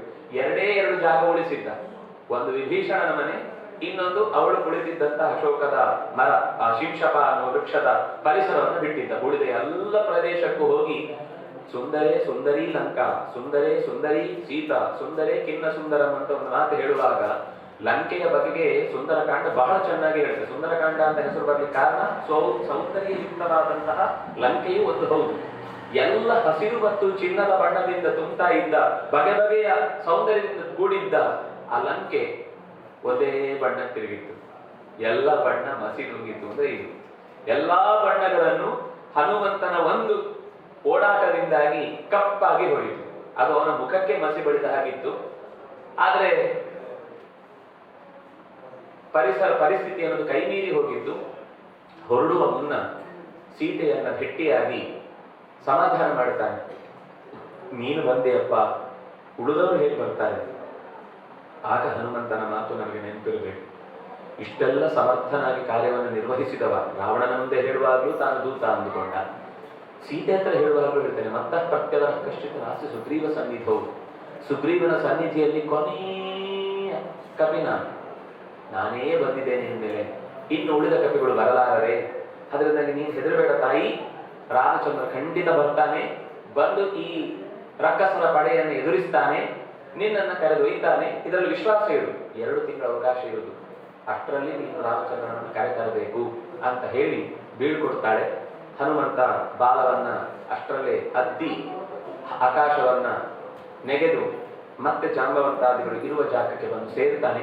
ಹನುಮಂತ ಬರ್ತಾ ಇದ್ದಾನೆ ಅಂತ ಗೊತ್ತಾದಾಗಲೇ ಇವರ ಮೈಯೆಲ್ಲ ರೋಮಾಂಚವಾಗಿರುತ್ತೆ, ಸಂತೋಷ ಪಡ್ತಾರೆ. ಹನುಮಂತ ವಾಪಸ್ ಬಂದಿದ್ದಾನೆ ಅಂದ್ರೆ ಸುದ್ದಿ ತಂದಿದ್ದಾನೆ ಅಂತಾನೆ ಅರ್ಥ. ಹನುಮಂತ ಯಾಕೆಂದ್ರೆ ರಾಮ ಬಿಟ್ಟ ಬಾಣ ಹನುಮಂತ ಅಂದ್ರೆ. ರಾಮನ ಬಾಣ ಯಾವತ್ತೂ ವ್ಯರ್ಥ ಆಗುದಿಲ್ಲ. ನಾವಿವತ್ತು ಬಳಸುವಾಗ EDM ಅಲ್ಲಿ ಯಾವ್ದಾದ್ರು ರೋಗದ ಮದ್ದಿಗೆ ಹೇಳುವಾಗ ಇದು ರಾಮಬಾಣ ಅಂದ್ರೆ ಖಂಡಿತ ಗುಣ ಆಗುತ್ತೆ ಅಂತ ಅನ್ನೋ ಮಾತು, ಹೋದ ಕೆಲಸ ಹಾಗೆಯೇ ತೀರುತ್ತೆ ಅಂತ ಖುಷಿಪಟ್ಟು ಹೊರಡುವ ದಾರಿಯಲ್ಲಿ ಒಂದು ಮಧುವನ ಅಂತ ಜೇನು ಸಾಕಣೆಯ ಕೇಂದ್ರ, ಅಲ್ಲಿ ಅವರಿಗೆ ಕಪಿಗಳಿಗೆ ಬಹಳ ಇಷ್ಟ ಈ ಕರಡಿಗಳಿಗೆ. ಹಾಗಾಗಿ ಅದನ್ನ ಪ್ರವೇಶ ಮಾಡಿದಾಗ ಅಲ್ಲೊಬ್ಬ ದಧಿಮುಖ ಅಡ್ಡ ಬರ್ತಾನೆ, ನಾನು ಹೊಡೆದುಕೊಂಡು ಕಳಿಸ್ಬಿಡ್ತಾನೆ. ಹೊಡೆದುಕೊಂಡು ಕಳಿಸಿದ ತಕ್ಷಣ ಅವನು ಸೀದಾ ಹೋಗಿ ದೂರುತ್ತಾನೆ ಸುಗ್ರೀವನ ಹತ್ರ. ಸುಗ್ರೀವನ ಹತ್ರ ದೂರಿದ್ರೆ ಅವ್ನು ಮಾಲೆ ಹಾಕಿ ಕಳಿಸ್ತಾನೆ. ಅವನಿಗೆ ಅರ್ಥನೇ ಆಗಲಿಲ್ಲ, ನಾನು ಹೇಳಿದ ದೂರು ಆದ್ರೆ ಬಿದ್ದದ್ ಮಾಲೆ.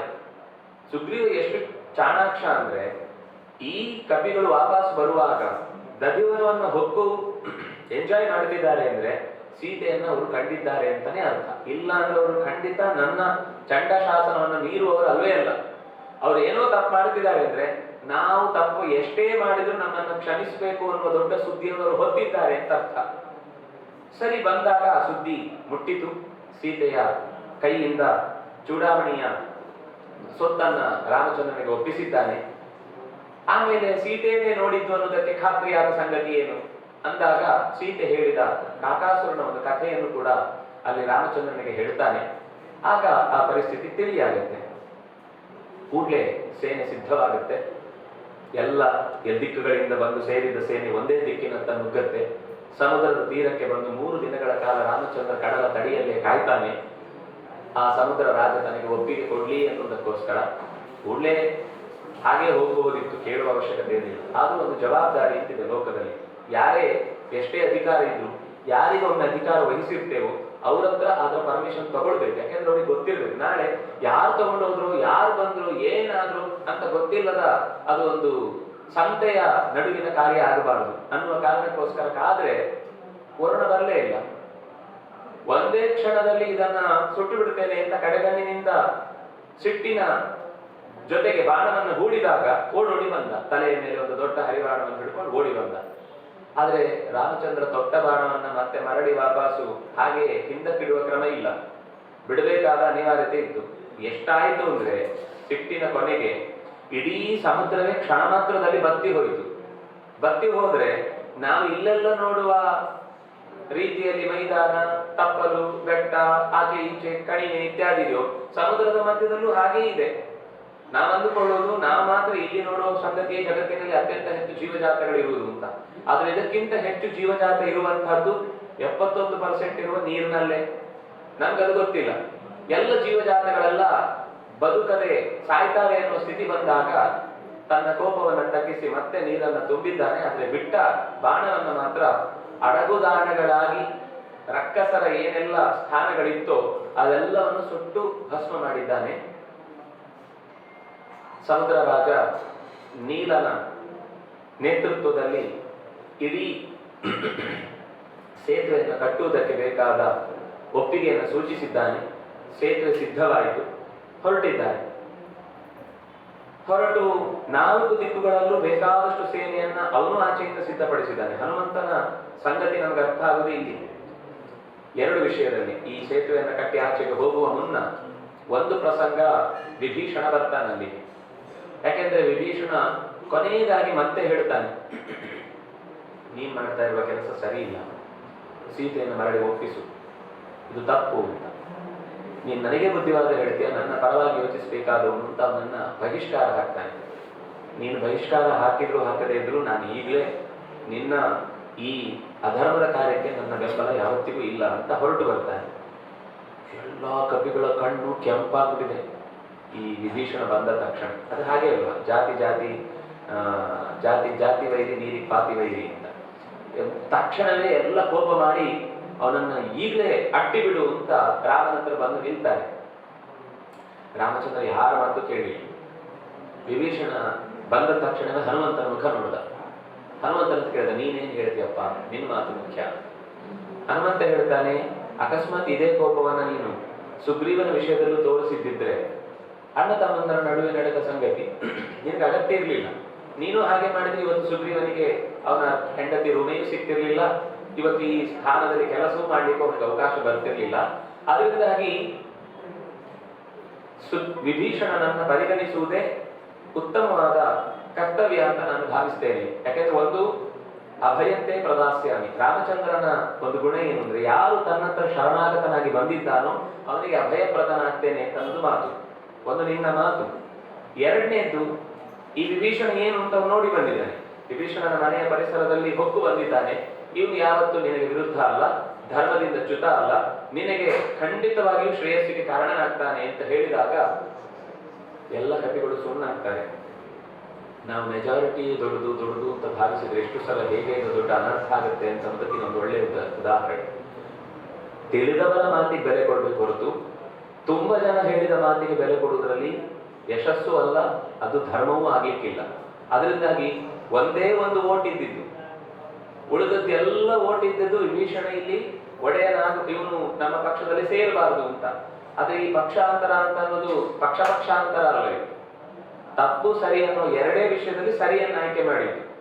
ಹೇಗೆ ಯುಯುತ್ಸು ಯುದ್ಧದ ಹಿಂದಿನ ದಿನ ಪಾಂಡವರ ಪರವಾಗಿ ಬಂದು ನಿಂತ ಧೃತರಾಷ್ಟ್ರನ ದಾಸಿಯ ಮಗ, ಆದ್ರೆ ಅವನು ಪಕ್ಷಾಂತರ ಮಾಡಿದ್ದು ಕೇವಲ ಕೊನೆಯ ಕ್ಷಣದಲ್ಲಿ ಅಧರ್ಮದ ಹೆಗಲಾಗಿ ನಾನು ನಿಲ್ಲಲಾರೆ, ನಾನೇನಿದ್ರು ಧರ್ಮದ ಪರವಾಗಿ ಯೋಚಿಸಬೇಕು ಅಂತ ಯೋಚಿಸಿ ಹಿಂದಿನ ದಿವಸ ಘೋಷಣೆ ಆಗಿತ್ತು, ಇನ್ಯಾರಾದ್ರೂ ಏನಾದ್ರೂ ನಿರ್ಧಾರವನ್ನು ಬದಲಿಸುವುದಿದ್ರೆ ಇವತ್ತು ಕೊನೆ. ಆ ಸಂದರ್ಭದಲ್ಲಿ ಇದು ಟಿಕೆಟ್ ಎಲ್ಲಿ ಸಿಗುತ್ತೋ ಅಲ್ಲಿ ಓಡುವಂತಹ ಪರಿಸ್ಥಿತಿ ಅಲ್ಲ. ಹಾಗಾಗಿ ವಿಭೀಷಣ ಬಂದದ್ರಲ್ಲಿ ಅರ್ಥ ಇತ್ತು. ರಾವಣನ ಯೋಚನೆಗಳನ್ನೆಲ್ಲವನ್ನು ಬಿತ್ತರಿಸಿದ ಹನುಮಂತ ಈಗ ಇನ್ನೊಂದು ಕೆಲಸ ಮಾಡಿದ್ದು, ರಾವಣನ ಯಾವ ಯಾವ ಪ್ರದೇಶದಲ್ಲಿ ಎಂಥೆಂಥ ಸೈನ್ಯ ಇದೆ, ಏನೇನು ಆಯುಧಗಳನ್ನು ಬಳಸ್ತಾರೆ, ಎಷ್ಟೆಷ್ಟು ಸಂಖ್ಯೆಯಲ್ಲಿ ಅದು ನಮ್ಮ ಮೇಲೆ ದಾಳಿ ಮಾಡಲಿಕ್ಕಿದೆ ಅನ್ನುವ ಸಂಗತಿಯನ್ನು ಹೇಳಿ ಅದಕ್ಕೆ ತಕ್ಕುದಾಗಿ ಕಪಿವೀರರನ್ನ ಎಲ್ಲ ದಿಕ್ಕುಗಳಲ್ಲಿ ಜೋಡಿಸಿದ್ರು. 4 ದಿಕ್ಕುಗಳಲ್ಲಿ ಸೇನೆ ದಾಳಿ ಮಾಡಿತು. 4 ದಿಕ್ಕುಗಳಿಂದ ಪ್ರತ್ಯುತ್ತರವನ್ನು ರಾವಣನು ಕೊಟ್ಟ. ದೀರ್ಘಕಾಲಿಕವಾದ ಸುಮಾರು 72 ದಿನಗಳ ಯುದ್ಧ ಆಯಿತು ಅಂತ ಸ್ಕಂದ ಪುರಾಣ ಉಲ್ಲೇಖ ಮಾಡುತ್ತೆ. ಅಷ್ಟರಲ್ಲೂ ಹನುಮಂತನ ಪಾತ್ರ ಅತ್ಯಂತ ದೊಡ್ಡದು. ಹಲವು ಬಾರಿ ಹಲವರು ಪ್ರಾಣ ಕಳೆದುಕೊಳ್ಳುವ ಹೊತ್ತಿನಲ್ಲಿ ಎದುರುಗೊಂಡು ಅವರನ್ನು ಉಳಿಸಿದವ ಹನುಮಂತ. ಅನೇಕ ಪ್ರಸಂಗಗಳಿವೆ, ಒಂದೊಂದನ್ನೇ ನಾನು ಬಿಡಿಸಿ ಹೇಳಲಿಕ್ಕೆ ಹೋಗುದಿಲ್ಲ. 3 ಬಾರಿ 2 ಬಾರಿ ಕಪಿವೀರರೆಲ್ಲರೂ ಕೂಡ ವಿಷದ ನಾಗನ ಪಾಶಕ್ಕೆ ಮತ್ತು ವಿಷದ ದಾಳಿಗೆ ಒಳಗಾದಾಗ ಪರ್ವತವನ್ನು ಎತ್ತಿ ತಂದು ಅವರನ್ನು ಬದುಕಿಸಿದ. ಅದರಲ್ಲಿ ಒಮ್ಮೆ ಲಕ್ಷ್ಮಣನು ಸೇರಿಕೊಂಡಿದ್ದ. ಮತ್ತೊಮ್ಮೆ ಲಕ್ಷ್ಮಣನನ್ನ ರಾವಣನೇ ಎದುರಿಸಿ ಬಂಧಿಸಿ ಅವನನ್ನ ಎತ್ತಿಕೊಂಡು ಹೋಗುವ ಪ್ರಸಂಗ ಬಂದಾಗಲೂ ಬಿಡಿಸಿದವನು ಇದೇ ಹನುಮಂತ. ಇನ್ನು ಅದು ಎಷ್ಟು ಅನಾಯಾಸವಾಗಿ ಎತ್ತಿ ತಂದ ಅಂತ ಹೇಳಿದರೆ, ಅವನಿಗೆ ಭಕ್ತಿಯಿಂದ ರಾಮಚಂದ್ರನಿಗೆ ಹೂವನ್ನ ತರುವುದೇ ಭಾರ ಅಂತೆ, ಆದರೆ ಶಕ್ತಿಯಿಂದ ಬೆಟ್ಟವನ್ನ ತರುವುದು ಅದಕ್ಕಿಂತ ಹಗುರ ಅಂತ. ರಾಮಚಂದ್ರನ ಬಗ್ಗೆ ಅಷ್ಟು ಗೌರವ ಇತ್ತು, ಆದ್ರಿಂದಾಗಿ ಅವನಿಗೆ ಹೂ ತರುವುದೇ ಕಷ್ಟ ಹೊರತು ಪರ್ವತ ತರುವುದು ಕಷ್ಟ ಆಗಲಿಲ್ಲ. ಈಗ ಸರಿ, ಹನುಮಂತನದ್ದು ಇನ್ನೊಂದು ಚಂದದ ನಡೆ ಏನು ಅಂದ್ರೆ, ಆ ಪರ್ವತನ ತಂದರು, ನಾವಾದ್ರೆ ಏನ್ ಮಾಡ್ತಿದ್ವಿ, ಇಲ್ಲೇ ಇರ್ಲಿ ಬಿಡ್ರಿ, ಇಲ್ಲಿಗಾಗತ್ತೆ, ಅಲ್ಲಿ ಹುಡುಕಿ ಏನೋ ಪರ್ವತ ಇದೆ, ಸಂಜೀವಿ ಪರ್ವತ ಎಲ್ಲಿ ತುಳಿತಾರೆ, ಇಲ್ಲ ಅದು ಪ್ಲೇಸ್ ಚೇಂಜ್ ಆಗಿದೆ, ಇಲ್ಲಿದೆ. ಹಾಗೆ ಮಾಡ್ಲಿಲ್ಲ. ಕ್ಷಿಪ್ತ ಪಶ್ಚಾತ್ ಸಲೀಲಂ ಶತಮತುಲ ಮತೆ ಯೋಜನಾನಾಂ ಸ. ಅವನು ಈ ಇಡೀ ಬೆಟ್ಟವನ್ನ ಎತ್ತಿ ತಂದ ಜಾಗದಿಂದ ಮತ್ತೆ ಮರಳಿ ಅಲ್ಲಿಗೆ 50,000 50 ಸಹಸ್ರ ಯೋಜನೆಗಳಷ್ಟು ದೂರಕ್ಕೆ 50,000 ಯೋಜನದ ದೂರಕ್ಕೆ ಬೆಟ್ಟವನ್ನು ಎಸೆದಿದ್ದಾನೆ. ಎಸೆದ ಮೇಲೆ ಬಂದು ಬಿದ್ದ ಬೆಟ್ಟ ಮೊದಲು ಇಲ್ಲಿಂದ ಯಾರೋ ಕಿತ್ತುಕೊಂಡು ಹೋಗಿದ್ರು ಅಂತನ್ನುವ ಸುದ್ದಿಯೇ ಇರಲಿಲ್ಲ. ನಾಜೂಕಾಗಿ ಹೋಗಿ, ನಾವು ಕೆಲವೊಂದು ಬಾರಿ ಚೆನ್ನಾಗಿ ಎಸೆಯುವುದಿರುತ್ತೆ, ಅದು ಇನ್ಯಾರದ್ದು ಪಕ್ಕದವರ ಮಂಟೆಗೆ ಬಿದ್ದು ಆಮೇಲೆ ಅಯ್ಯೋ ಯಾರಿಗೆ ಮಾಡಿದ್ದು ಹೀಗೆ, ನಾನಲ್ಲಪ್ಪ ಅಂತ ಹೇಳುವ ಸ್ಥಿತಿ. ಆದ್ರೆ ಹನುಮಂತ ಎಸೆದ ಬೆಟ್ಟ ಮರಳಿ ಮೊದಲಿನ ಸ್ಥಾನಕ್ಕೆ ತಲುಪಿದೆ.